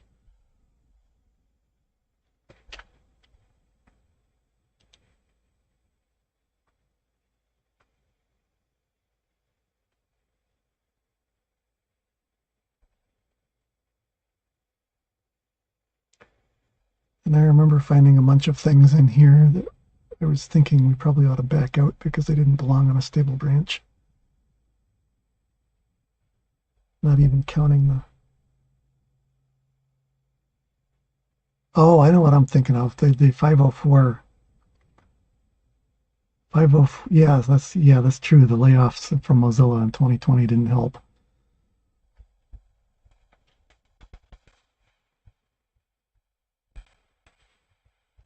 We did lose, I think we lost 2 Bugzilla developers that Mozilla was paying for out of that layoff, out of 3 that they had.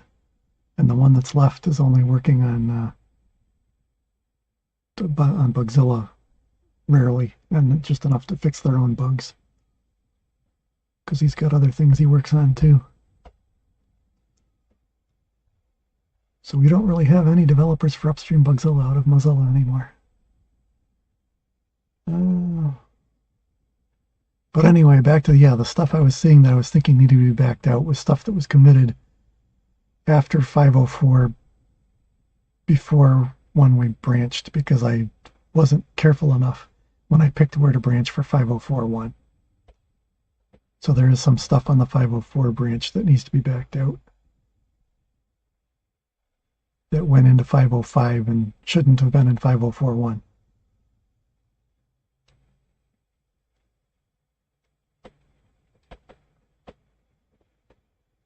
So we shouldn't have anything that we have to back out here because we know this was all going to be non-conforming stuff, deserving of a new branch, which is now 5.2. Excuse me.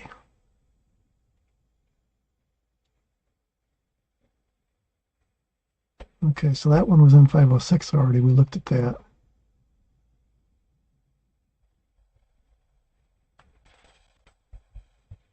There's the group method read only. There's all the UTF-8 stuff. Viewport meta, that was the first one. So there's the bump version release notes for 506. So all the stuff before this we need to look at.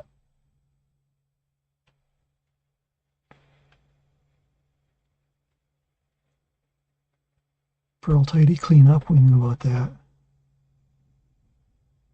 Enclose table names and create queries. That's the one that got backed out.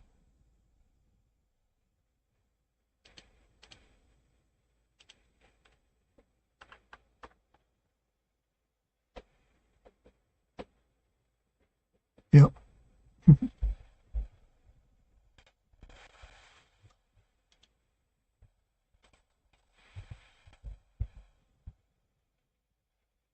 Changing from ISM to InnoDB, that's in there.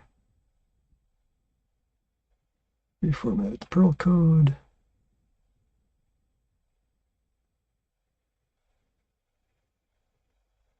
It looks like a worthy bug fix to mention. Email addresses with an apostrophe and then break the send mail to bug assignees button.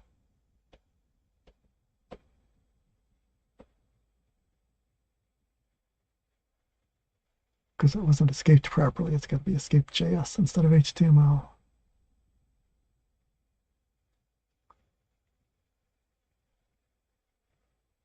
So email addresses can have apostrophes in them, huh? That's an interesting edge case.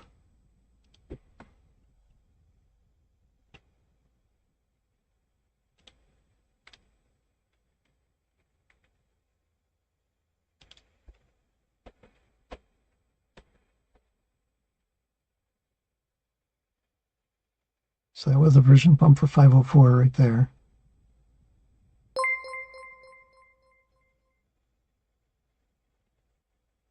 What's that say? I can't read that. Oh, somebody raided. I didn't have a raid. I didn't have a custom raid alert.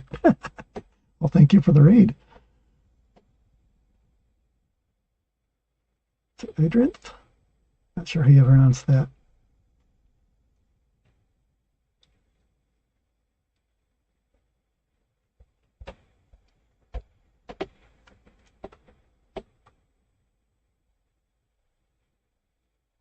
That's cool. Glad you think it's important.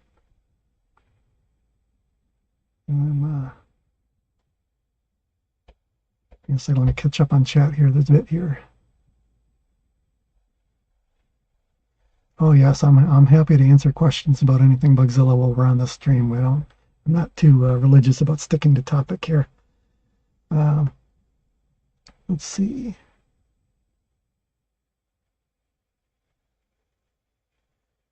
Although I'm not sure if your question is about Bugzilla. That's RA423. I'm not even sure what your question is. You're asked something about a command prompt. But,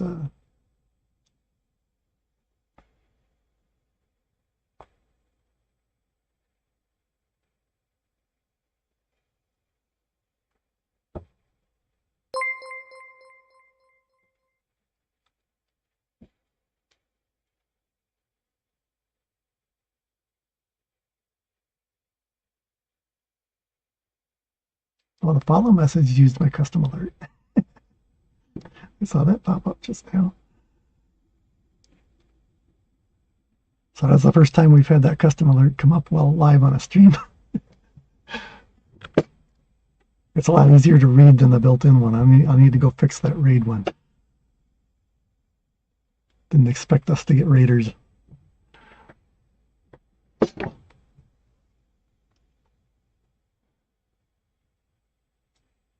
Okay.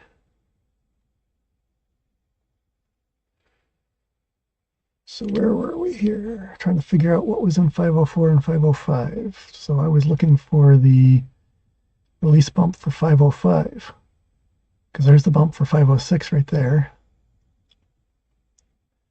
And that's the bump for 504. So somewhere in between those two should have been 505.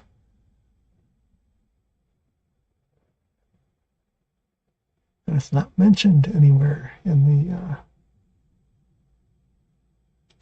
let's take a look at this release notes commit. Maybe you did it in the same commit with that. Well, that added 505 to the release notes, but it didn't change the version number.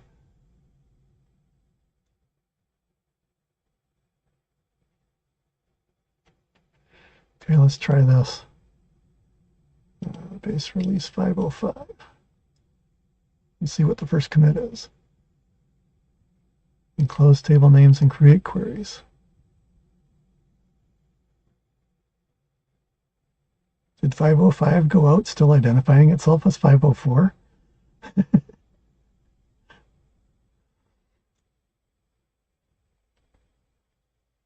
Yeah, we're for the people that haven't used it in a while, what we're trying to clean up right now is that we had a new release manager get into releasing Bugzilla at a point when I was not around paying attention to things a lot. There were several years when I got too busy to do anything, and not finding anybody else to officially take over as maintainer, I was kind of letting some of the other developers just kind of run on their own and wasn't paying attention a whole lot for a while. And things kind of didn't go very well during that period. And we had a couple of releases go out where there were changes made on a stable branch that should not have been made to a stable branch. And so we're kind of trying to clean up that mess right now, sorting out what happened and getting a new stable branch that includes those changes in it and creating a new old stable branch that doesn't include those. And so we're the 505 and 506 releases were the ones that were confused and kind of shouldn't have happened the way they did.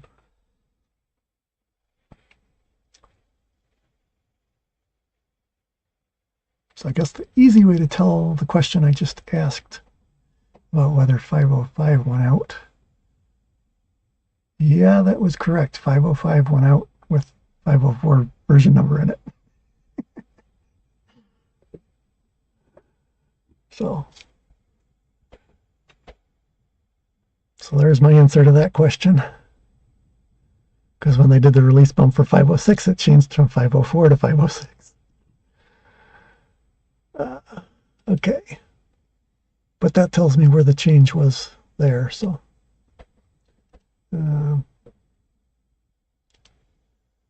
Let's see, we want from 505 to 506. That's all they did.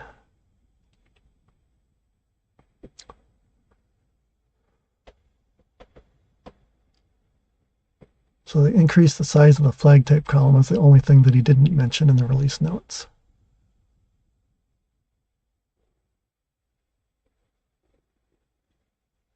In the table names and the create queries thing.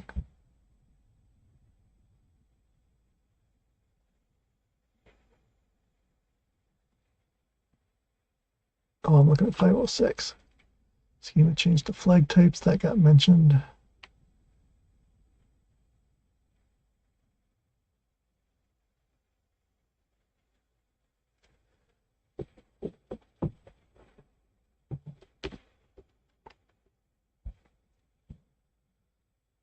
Uh,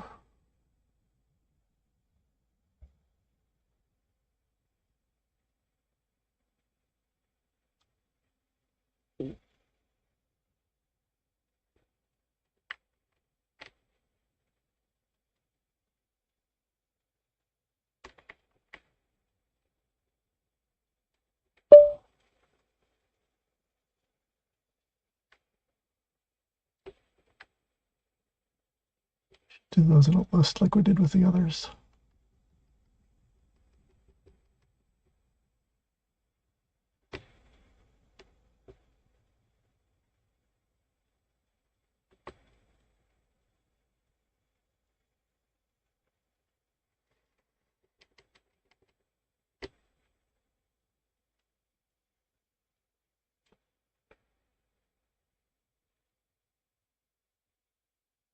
Oh, you in charge of a project also?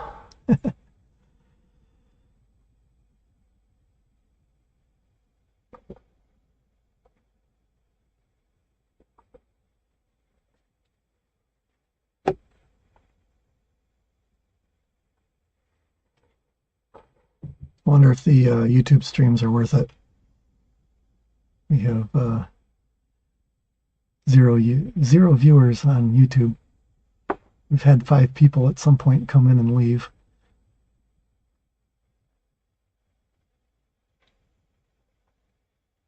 Maybe we should just upload the VODs from Twitch to YouTube and use it for permanent storage, because Twitch will delete the VODs after a couple weeks. But we got plenty of people watching here on Twitch. Tell you what, it was a pain in the butt to set up OBS to do both Twitch and YouTube at the same time. And my network issues earlier didn't help.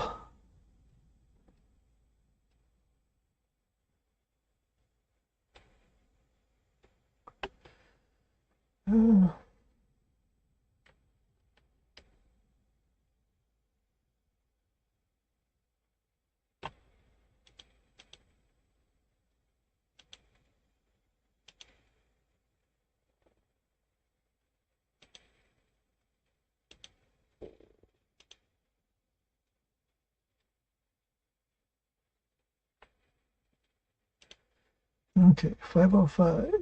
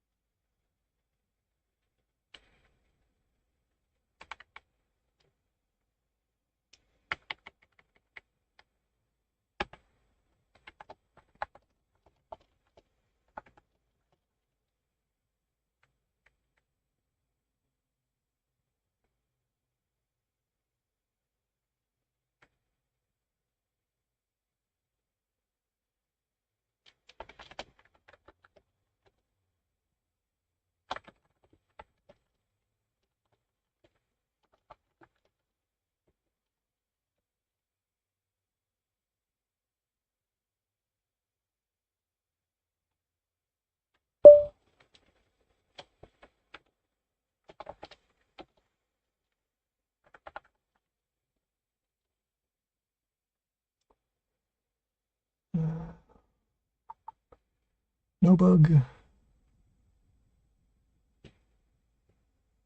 And no PR listed either. Yep, that's how things went back then.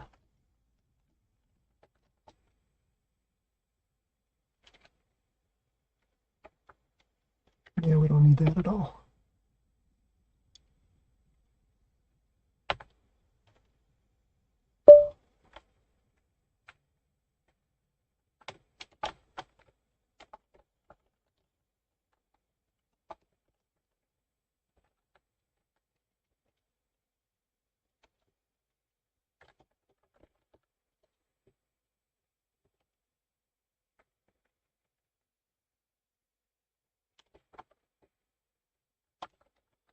if using MySQL.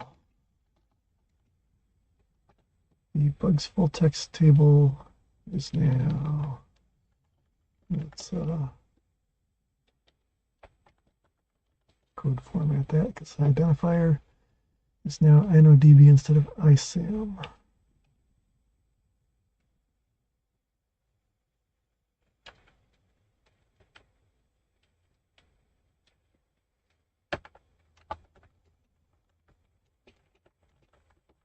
May cause your upgrade to take a while. It's better than saying headaches.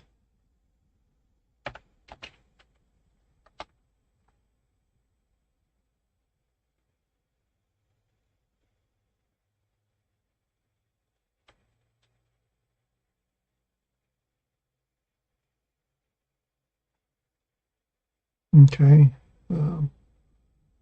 Yeah, I'm not sure that's related to Bugzilla at all, but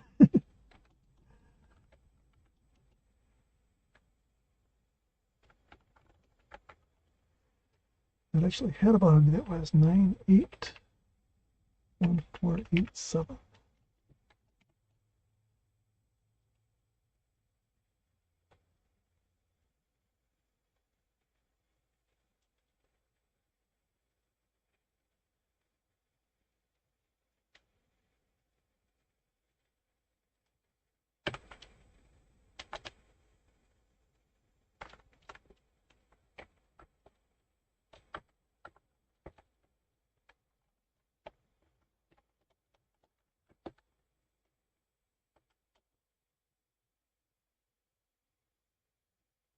There's one that they missed.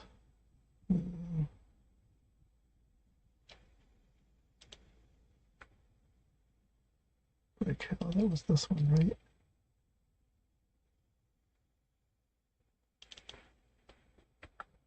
Oops.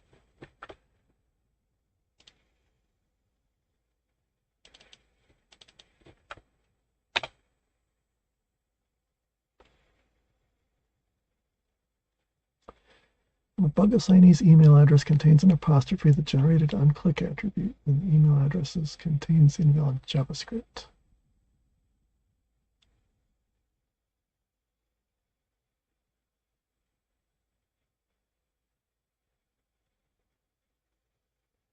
And there's the question I asked earlier. Why on earth would we allow an apostrophe in an email address?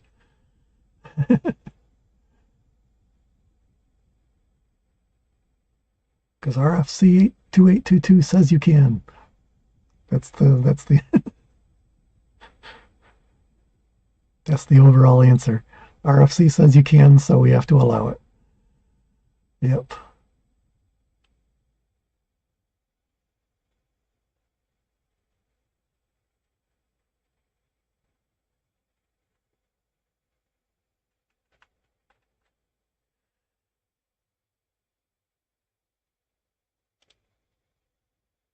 Okay.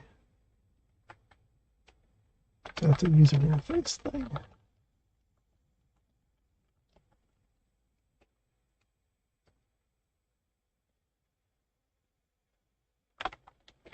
Email addresses with apostrophes. Yes, that's legal.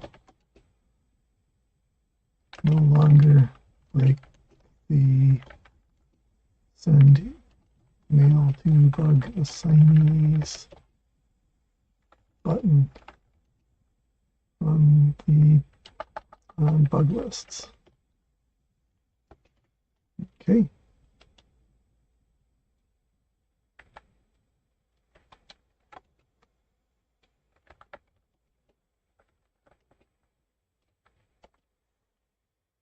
One, two, two, 6, 1, 2, 3.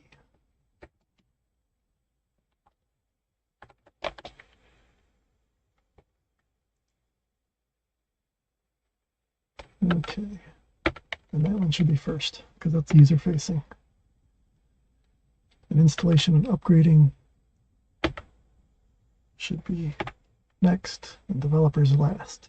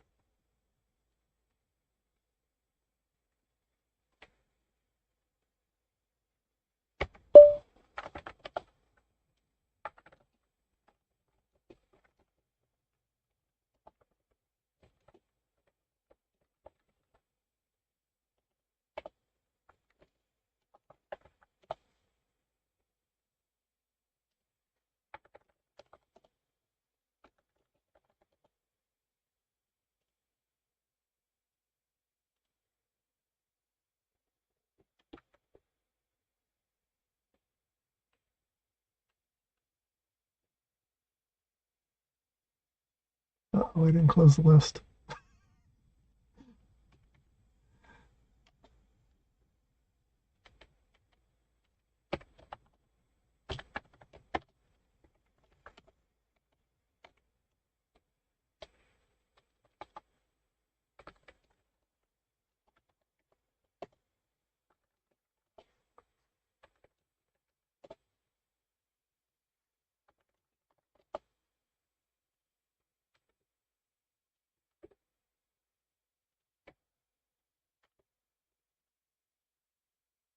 There we go. 505 looks a lot nicer.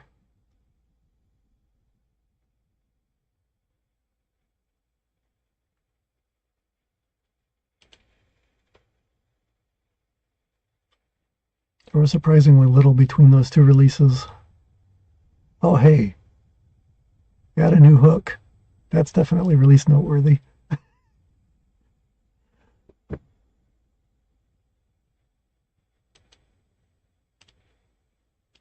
And no bug, huh?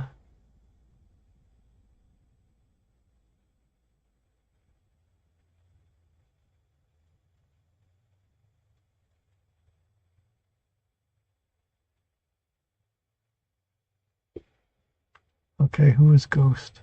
They had commit access because they did the merge.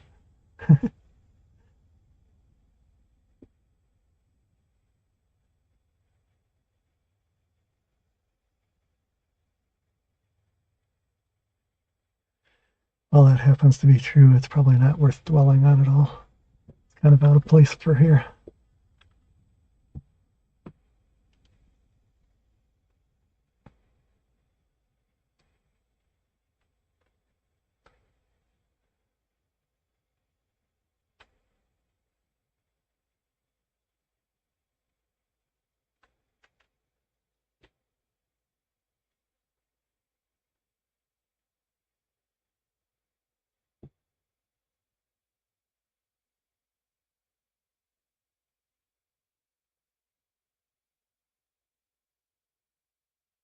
Okay, that's interesting hook to have.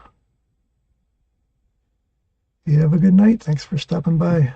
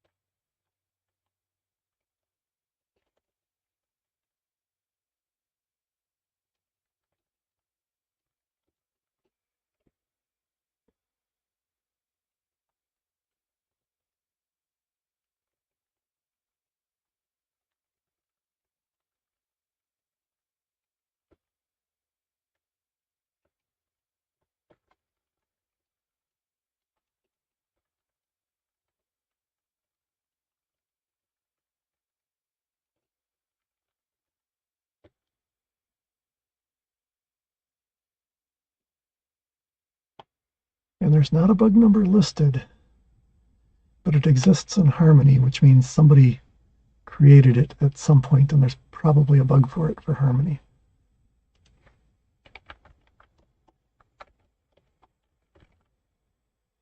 So we're going to search in Bugzilla and Bugzilla.org, because Harmony came from Bugzilla.org, so it could have been done by them. And we need to search for fixed bugs, not open ones.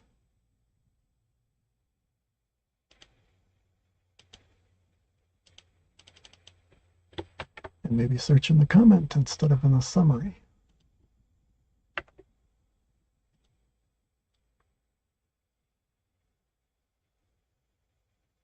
Really?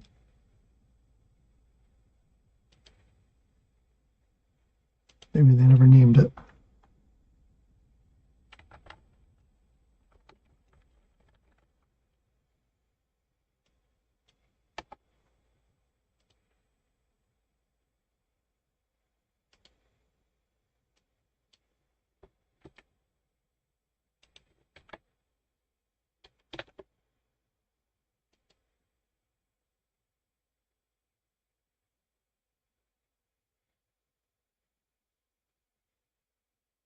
That's not necessarily helpful. 203 bugs found.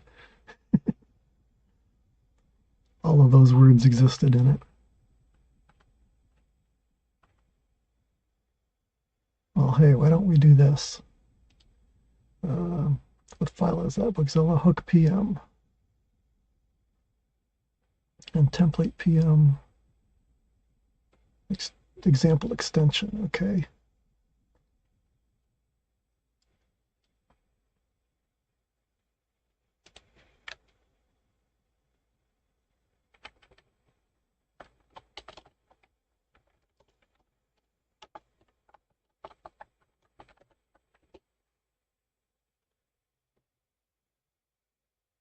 So hook PM is a good place to look.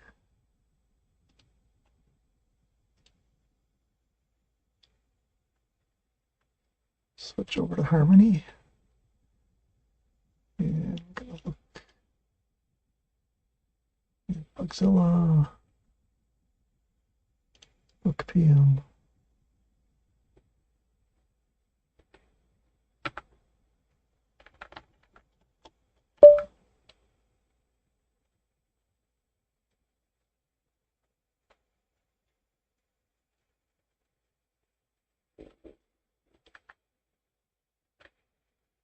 Template before create.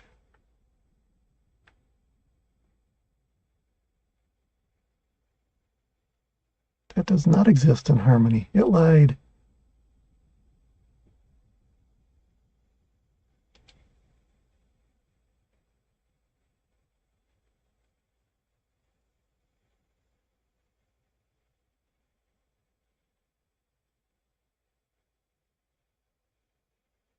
Hello, Emmanuel. Good to see you here.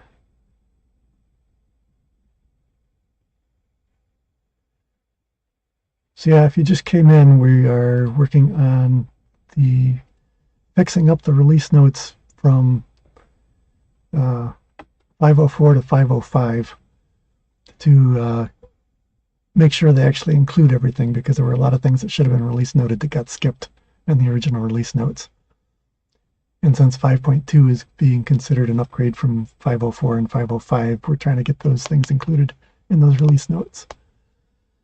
And we have one that was committed to 504, or to 505, I mean, without a bug. And it mentioned in the comments on the pull request that it was already exists in Harmony. So it seems safe to backport it. And so I was just looking at Harmony to find out if the Harmony commit that went with it mentioned a bug. And it doesn't exist in Harmony, so it lied.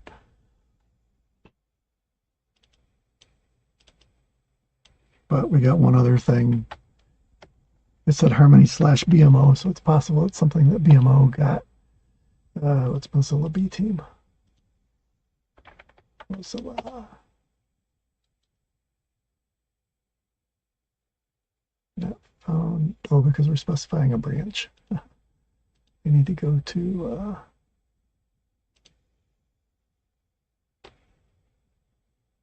let's navigate back to it again.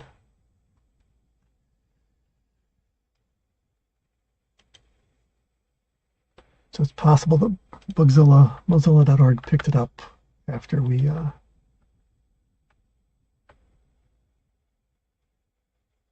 they don't have it either.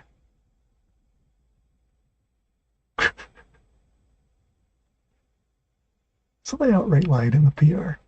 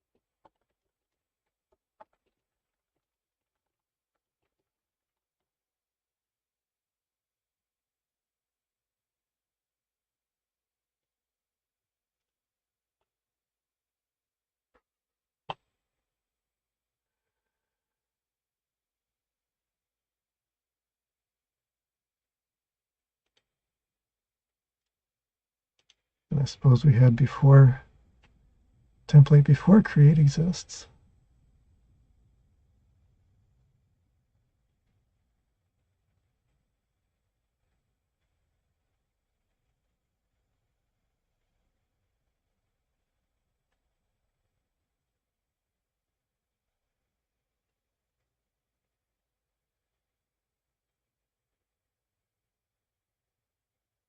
Crazy. Okay. I'll Pastor Dylan about that later.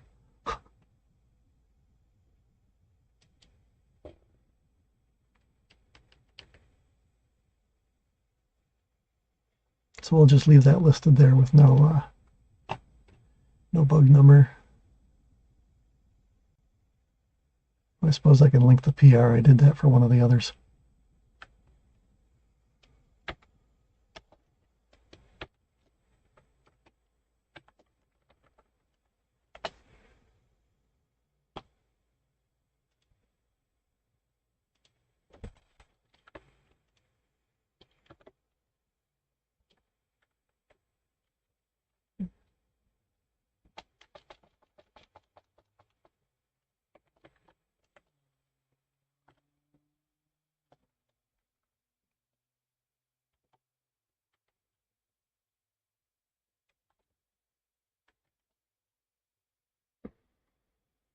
That's the one thing that I am worried about for moving the Harmony stuff back into the main repo, is because there's so many PRs from the Harmony branch. And they're all, the links to the PRs are all going to get broken because the PRs aren't going to move with it.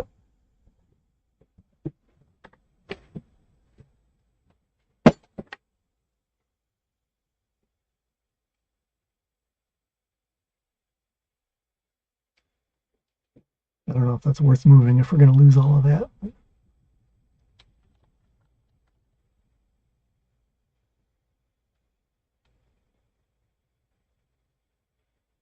Was that in 505 or 506? Which one are we looking at? That was in 505. Okay.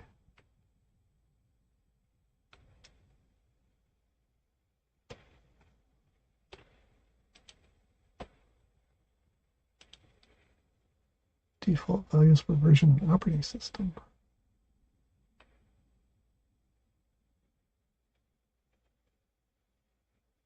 And importing from Jitterbugs. Okay.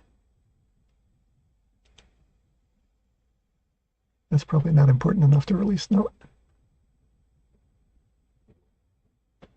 The people who would care about that are probably the people that filed the bug.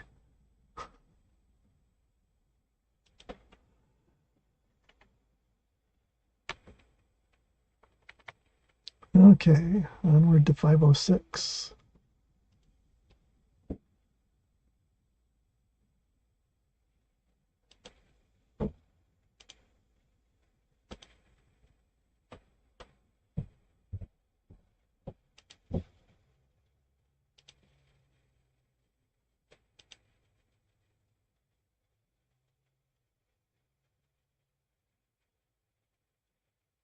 I see there's a couple more people in here since we were running across this before, but one of the fun things that we just figured out was that the 5.0.5 release went out claiming that it was still 5.0.4. The version bump from to 506 changed it from 504 to 506. That was amusing. So 506 didn't really change much. This first one here I mentioned earlier is not worth release noting because it also got backed out after 506 released, before 502. But since it came and went, it can stay out of the notes. They Perl tidied again, which doesn't really need to be mentioned. Flag type size getting changed.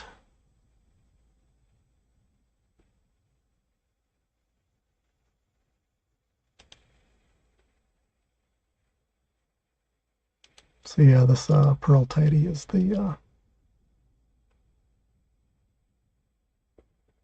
101 changed files.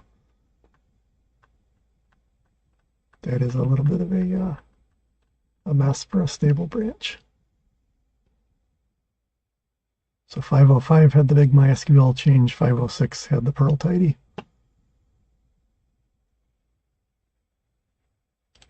Both of which should never have happened on a stable branch, but can't change the past.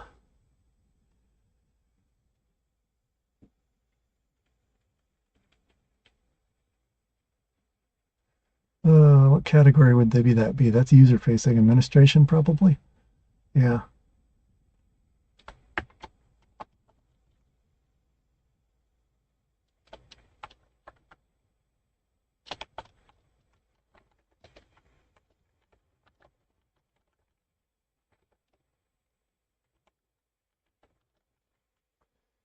Administration.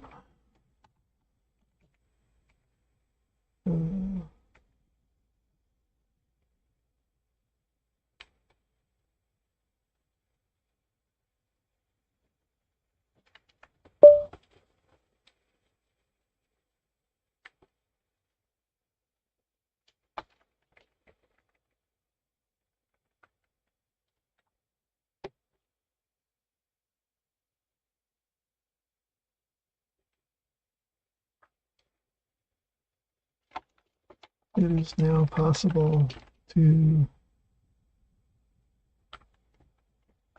create more than 255 flags.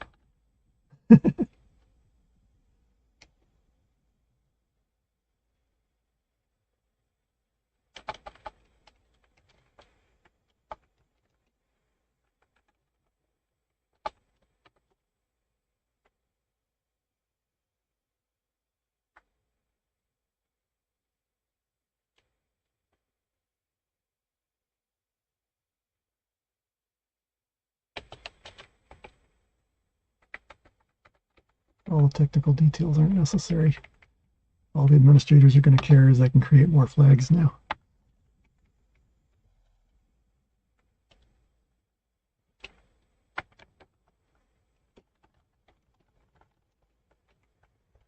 And that was bug 1526703. And I can go look at the bug if they want all the technical details.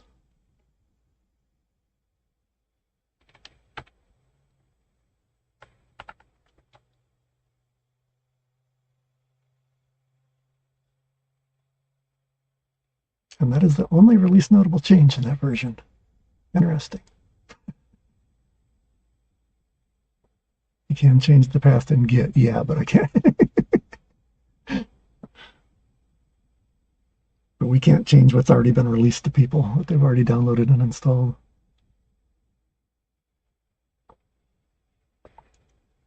Except by giving them a new version.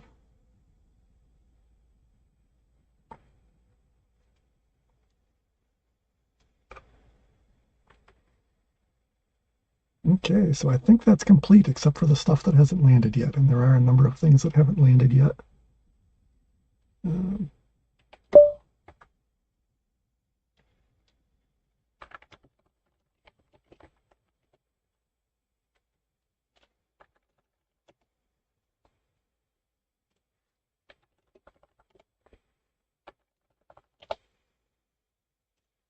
Okay, where'd I tab with the... Okay. I forgot to close the list again. Can't believe I did that twice.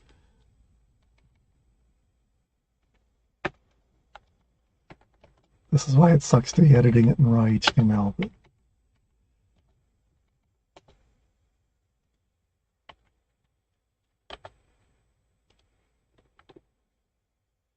there we go.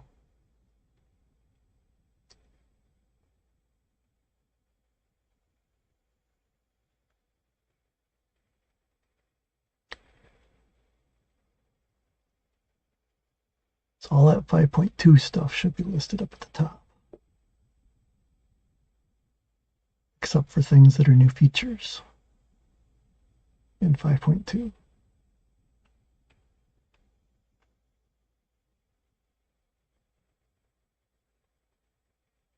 And some of those were new features.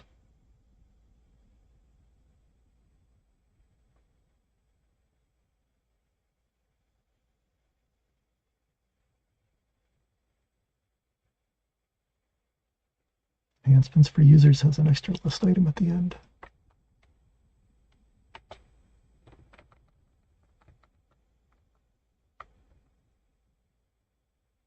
It's for users. Well, you have an open list instead of closed list item at the end of the list item.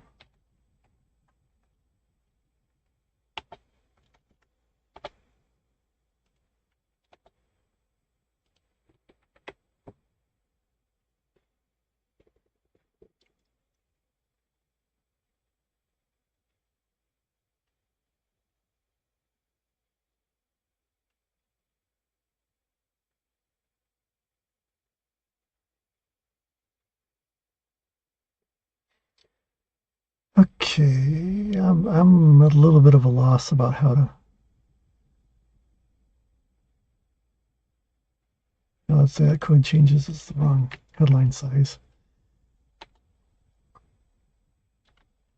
These are all H4s, so that should be an H4 instead of a 2.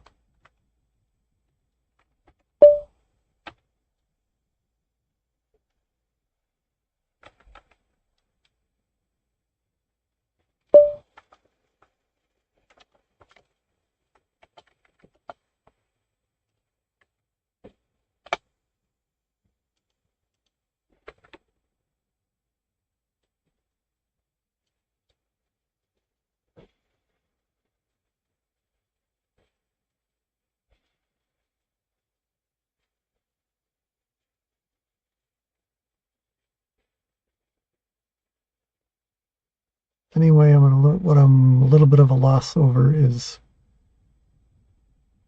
how much of this should be, because all of this down here is the stuff that changed from 506 to 5.2.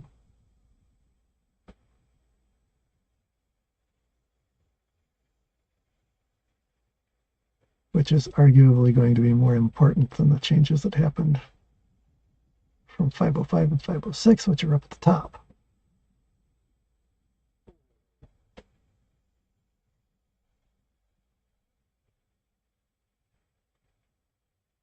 So maybe the updates in this release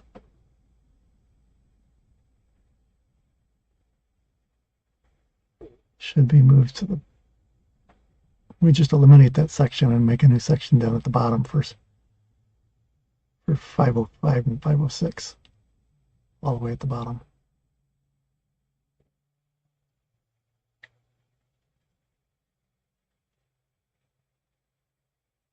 Because normally this section wouldn't be here on the first release on a branch. But once you start doing point releases, it would show up at the top again. Anyway, in theory, 5.0.5 was the start of the branch, and 5.2 is another point release after 506. But we've actually added enough stuff down here that there's quite a number of things added after 506.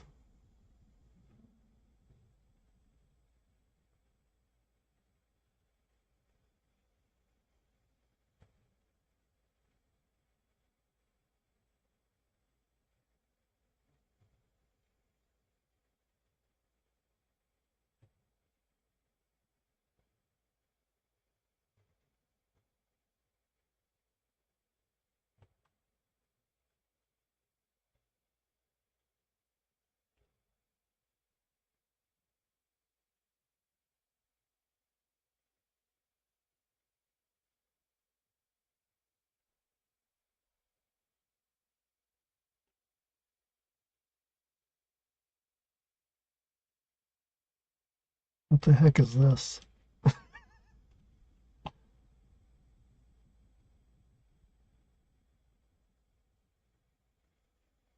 We apparently have a null database entry somewhere in that table of databases. Where is it getting that from?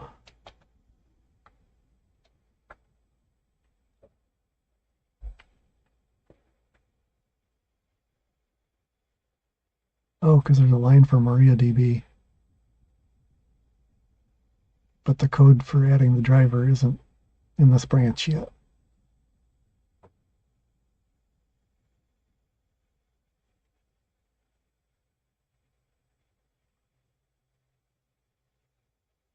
because we discovered that if you have MariaDB 5.6 or newer, it actually, or 10.6, I mean, MariaDB 10.6 or newer actually needs the different driver. The MySQL driver doesn't work on it.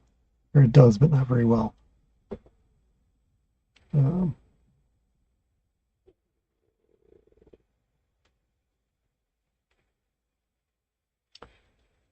Okay, so there is, the MariaDB stuff is landing on a different PR, which hasn't landed yet. So I think we can assume that will be there by the time this actually gets merged.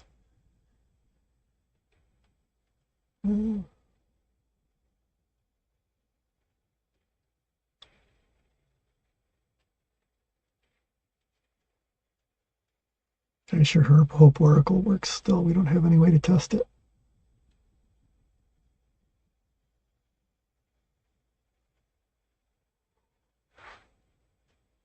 We used to have an Oracle XE server on landfill, but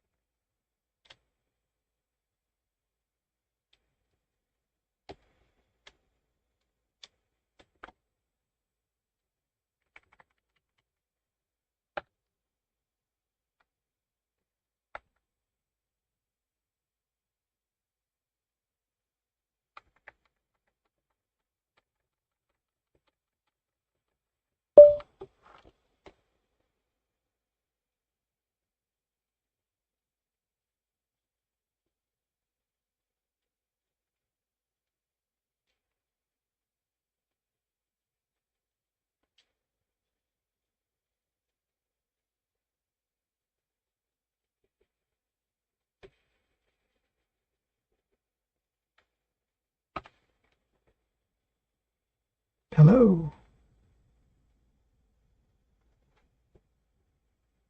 Is that Pie Jelly Pin? Is that how you say that? Welcome to the stream.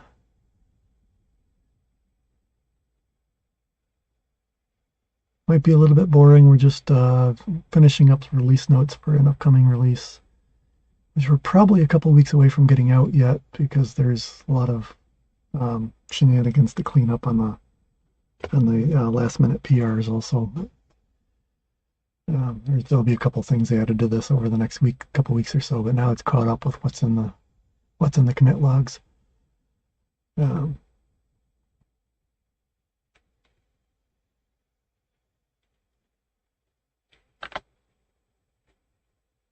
I can delete this from up here because I just added it down at the bottom.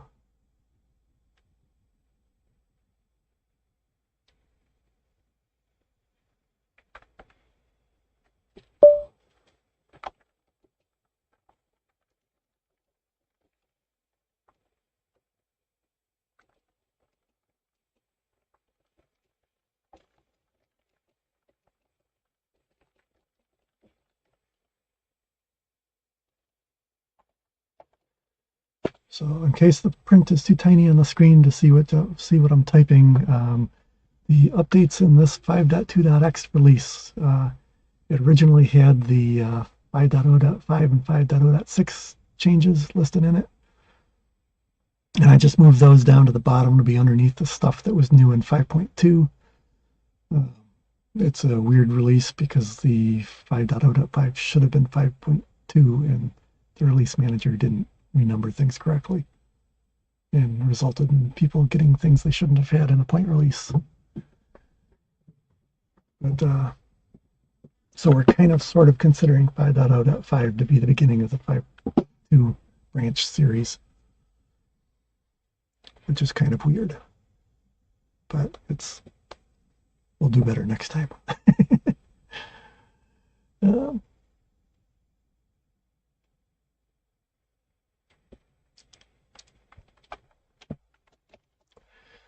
So I emptied out that section, moved those to the bottom, and then I'm leaving that section at the top because it should be there in future ones, and having the placeholder there for this section in the release notes will remind me to use it next time. So instead of getting rid of the section, I'm just going to leave a stub in there to say what the section is for and why it's blank now.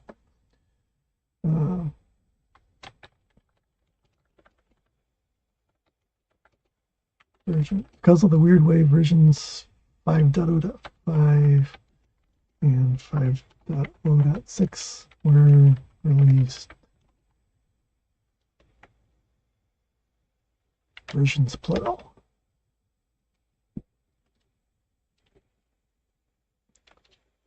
Changes from those releases are included below.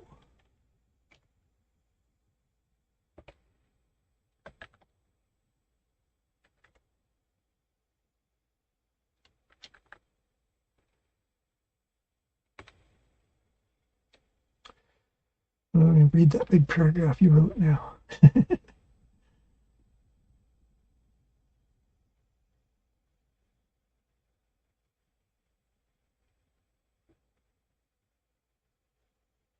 What kind of programmers? Is this like a group on Twitch or something? Organization on Twitch? Or just some outside thing?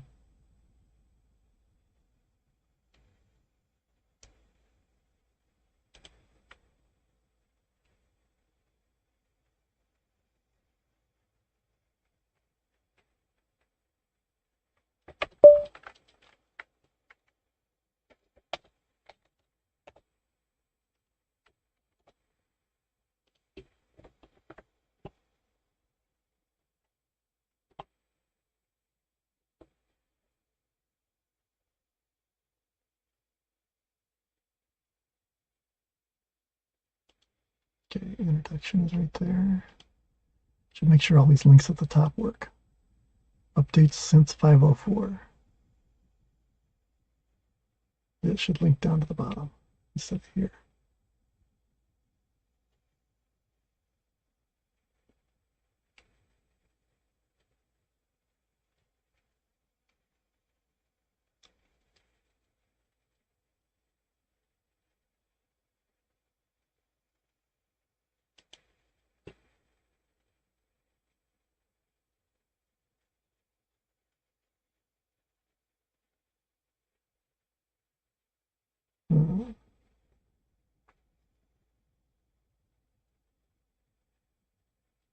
Oh, so it's a group of people who are streaming about coding.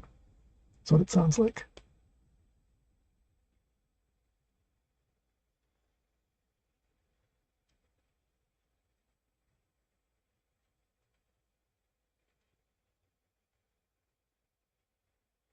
So it's just a random group of people then. Just programming in general. Okay.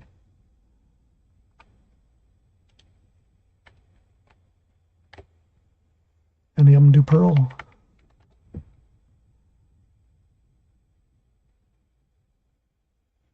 What kind of support?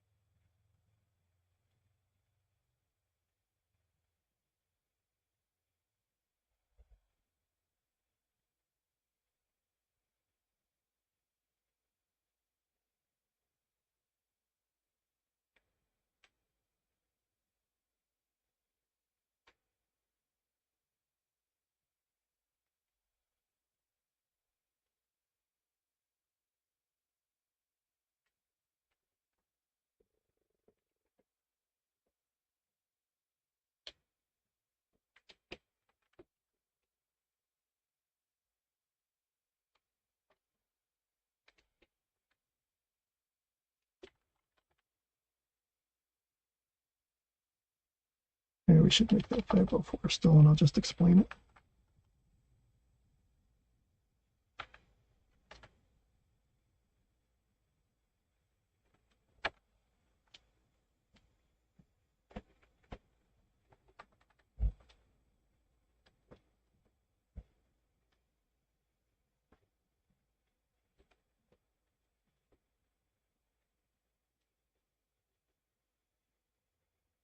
Okay.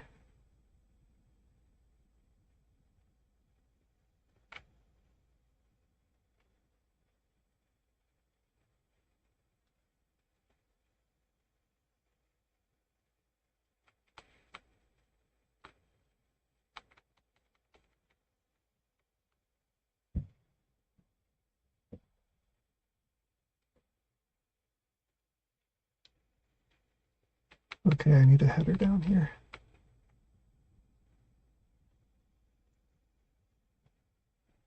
What do my headlines look like? That was probably an H2. Yeah, an H3 actually.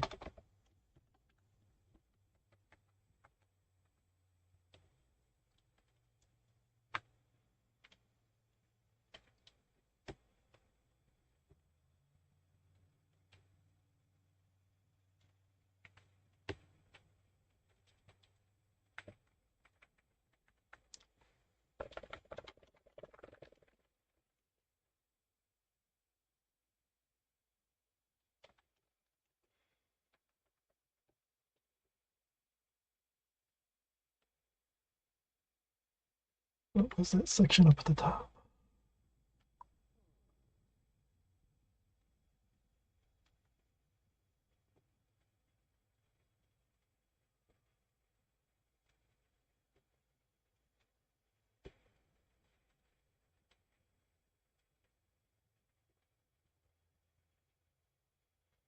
It's just point. Okay.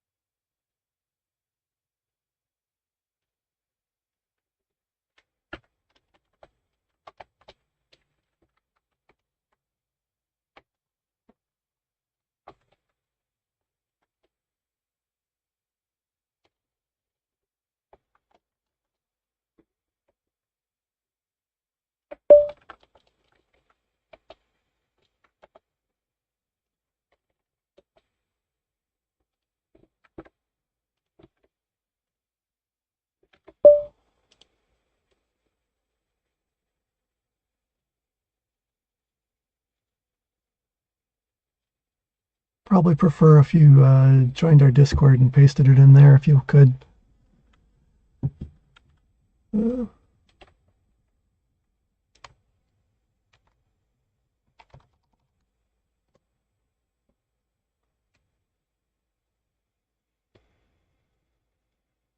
where's the bot? Great.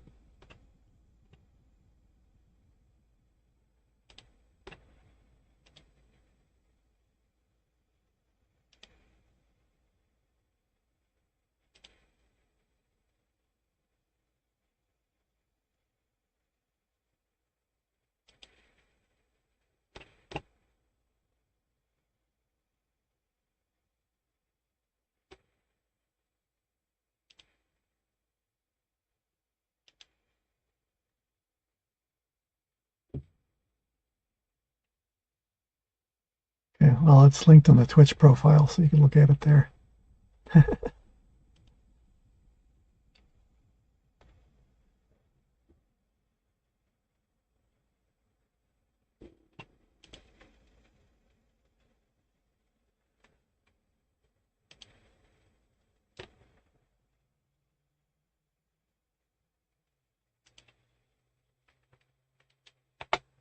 Okay, we need a link over here for MariaDB.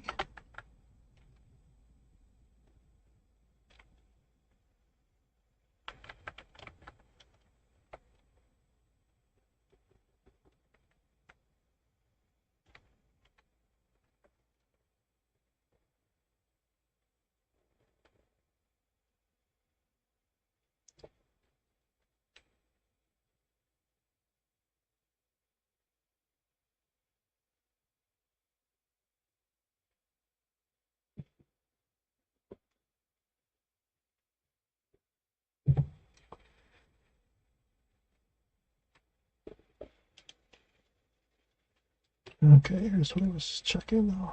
Following all the links and make sure they work. The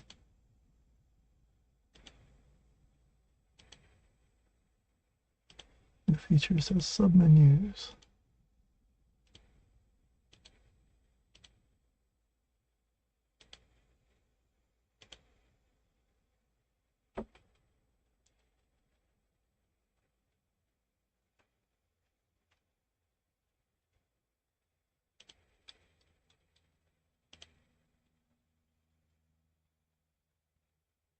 Okay, outstanding issues. That link doesn't exist.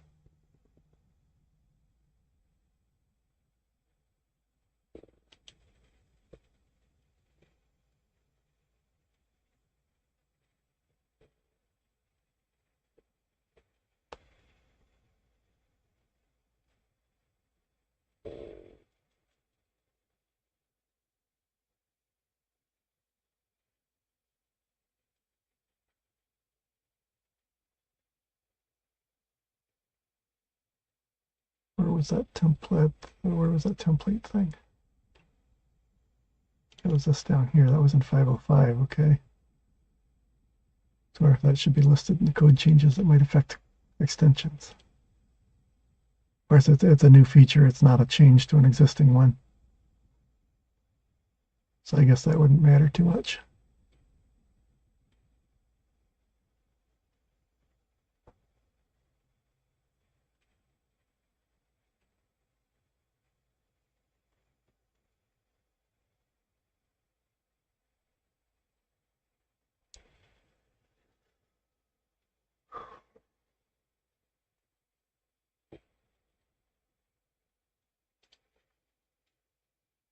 It's on upgrading from previous version. Oh, that links out to the docs.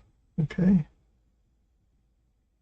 Release notes for previous versions. That links to the website.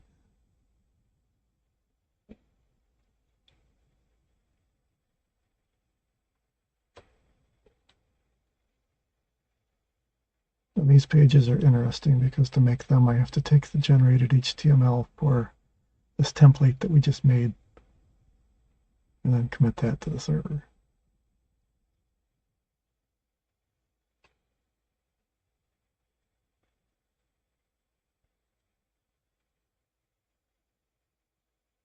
And you can immediately tell looking at this, at what was in the notes for 501 through 504. And all of a sudden 505 and 506, and big difference. There's no bug numbers on anything.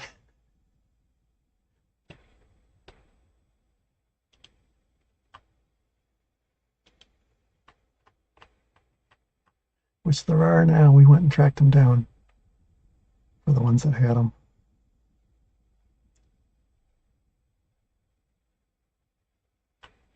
Oh, I'm missing parentheses on that. PR60 down at the bottom.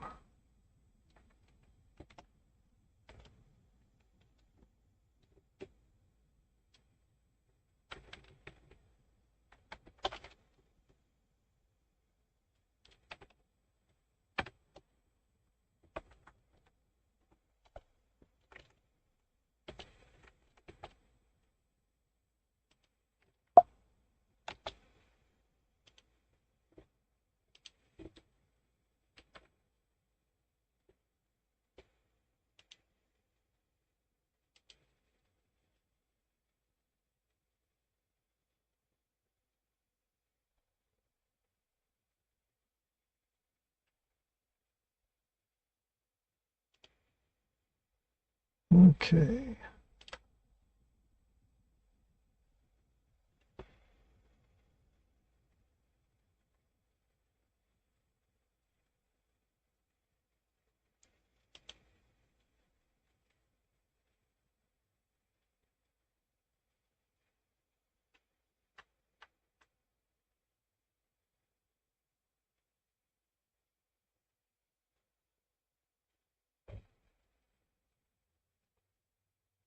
Okay, that's 140.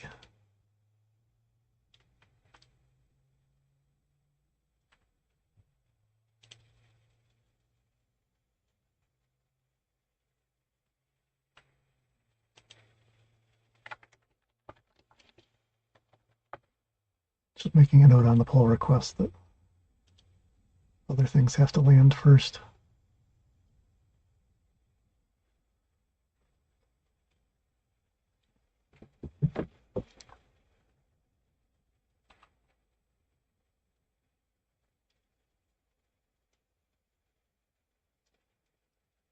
So I don't know if we should go on and tackle the 504.1 release tonight or not, but that one's going to be vastly more complicated.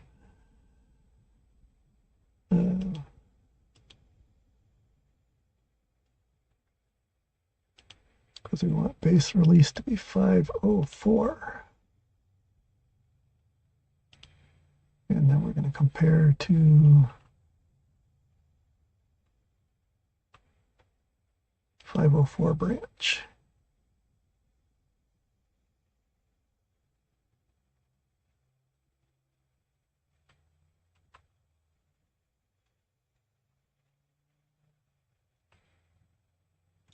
That's not too big of a list.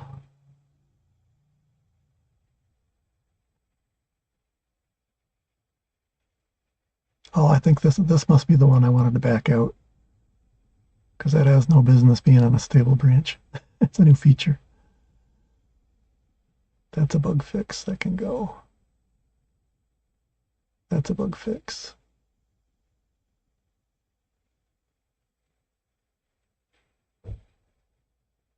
Bunch of documentation fixes. That's a bug fix.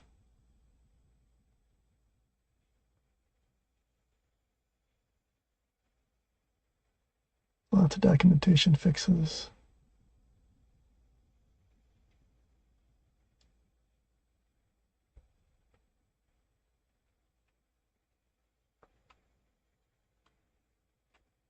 Okay. It's less of a mess than I was remembering.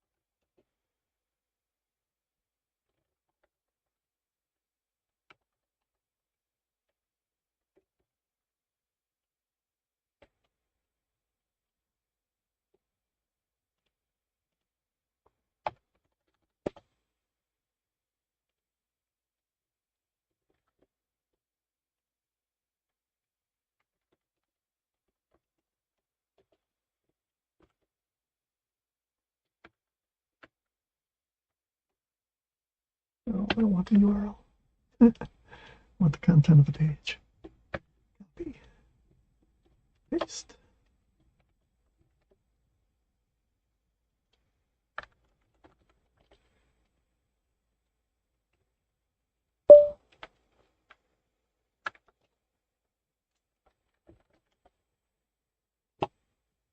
Yeah, we have all those idiotic DS stores in there.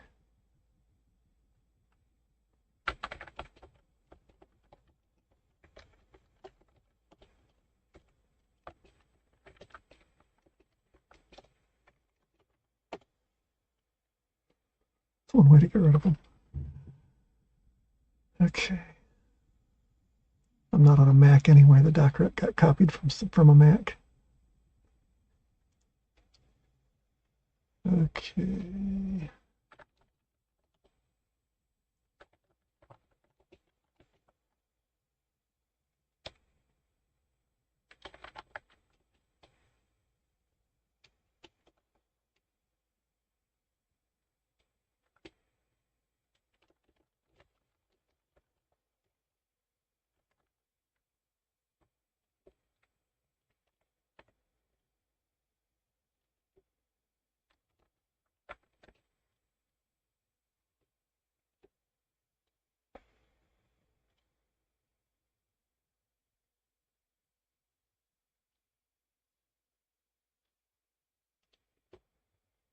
Did that have a bug with it? It did not. That was the one that we couldn't find. That's right.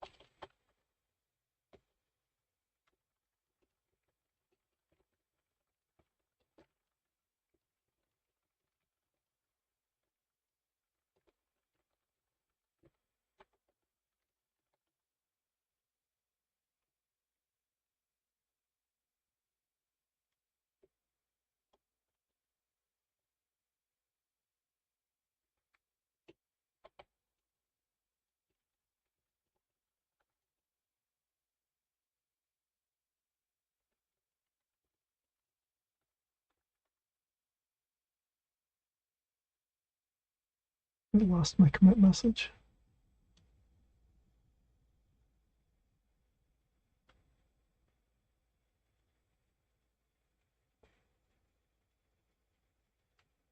Oh, I'm comparing to the wrong branch, that's why.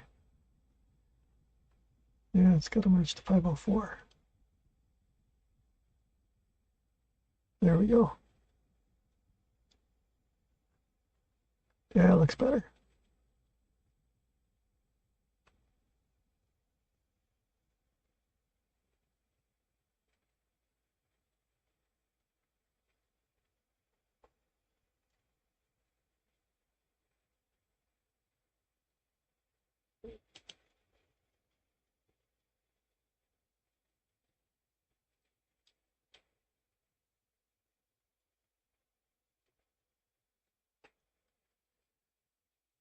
Okay.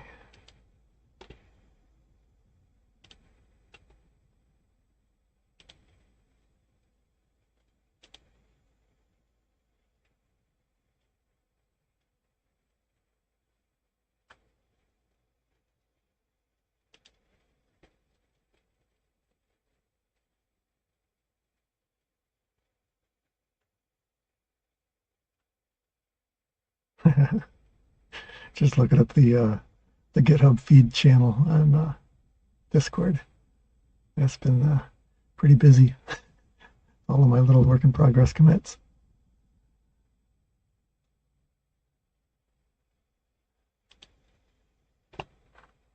Okay.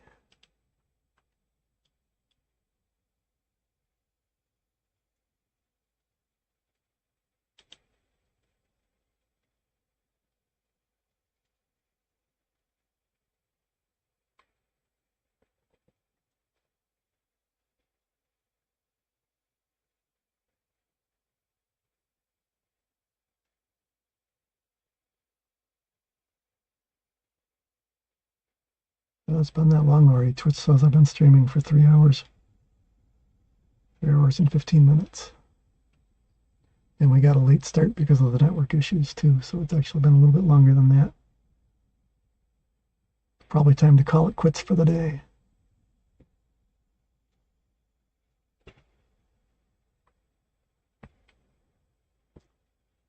So we will come back and tackle 5041 next time, I guess. That was a fun little adventure, other than trying to get the stream working. It still says I'm dropping 40% of the packets going to YouTube. I don't have any statistics for Twitch, but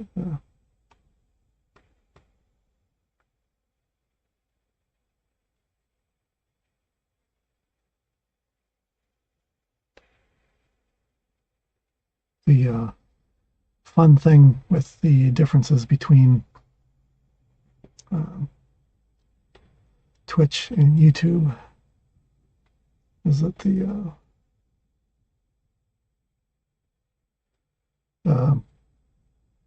YouTube, the URLs for everything changes every time you create a new stream.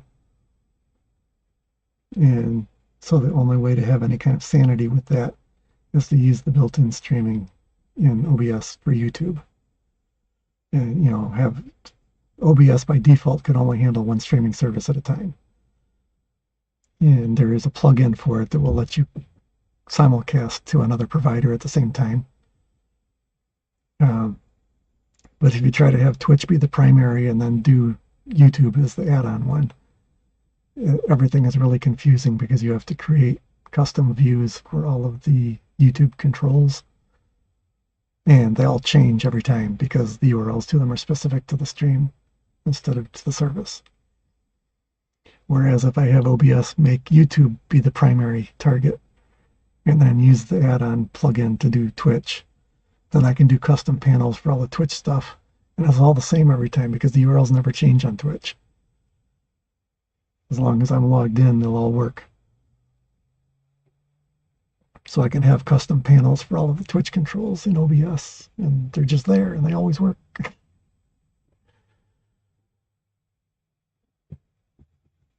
But I'll have to do some more testing later to find out what's going on with the network, because I know I've done this before and had not any packet loss. And I've been getting 40% packet loss to YouTube all day today. And I even rebooted the router and the cable modem, so who knows? Next time, when will it be? I don't know.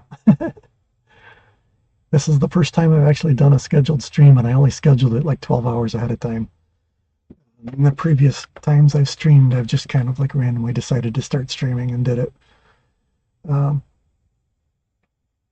it does look like next Saturday, the 13th, will also be open if we wanted to try this again then. But I should probably do one sooner than that.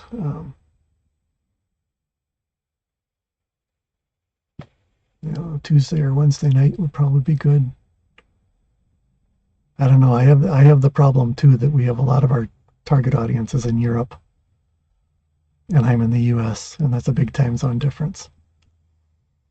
So that's a good question to want to get, because a lot of the more active people in the Bugzilla community are in Europe,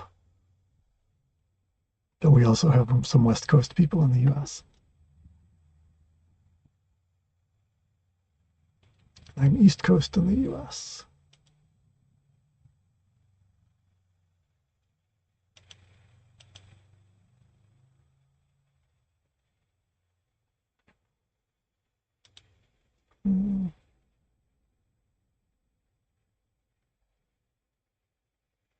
So yeah, I don't know. We should hash it out with people on Discord or something if we want to do a scheduled one, I guess. I'll try to do it a little more than 12 hours in advance next time. We'll get it on Mastodon and Twitter. Both will announce it there a day or two at a time at least. And I do want to kind of get onto a set schedule of at least weekly doing a general triage session, just trying to triage old bugs. But I'm thinking we probably need to get the 5.2 release and friends out the door before we start doing that.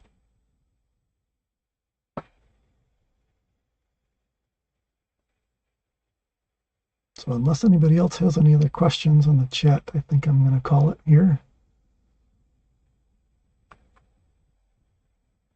And I need to go start getting dinner ready anyway. I'm getting hungry. It's about dinner time for me. I'm East Coast US. So it's just past 4:30 here.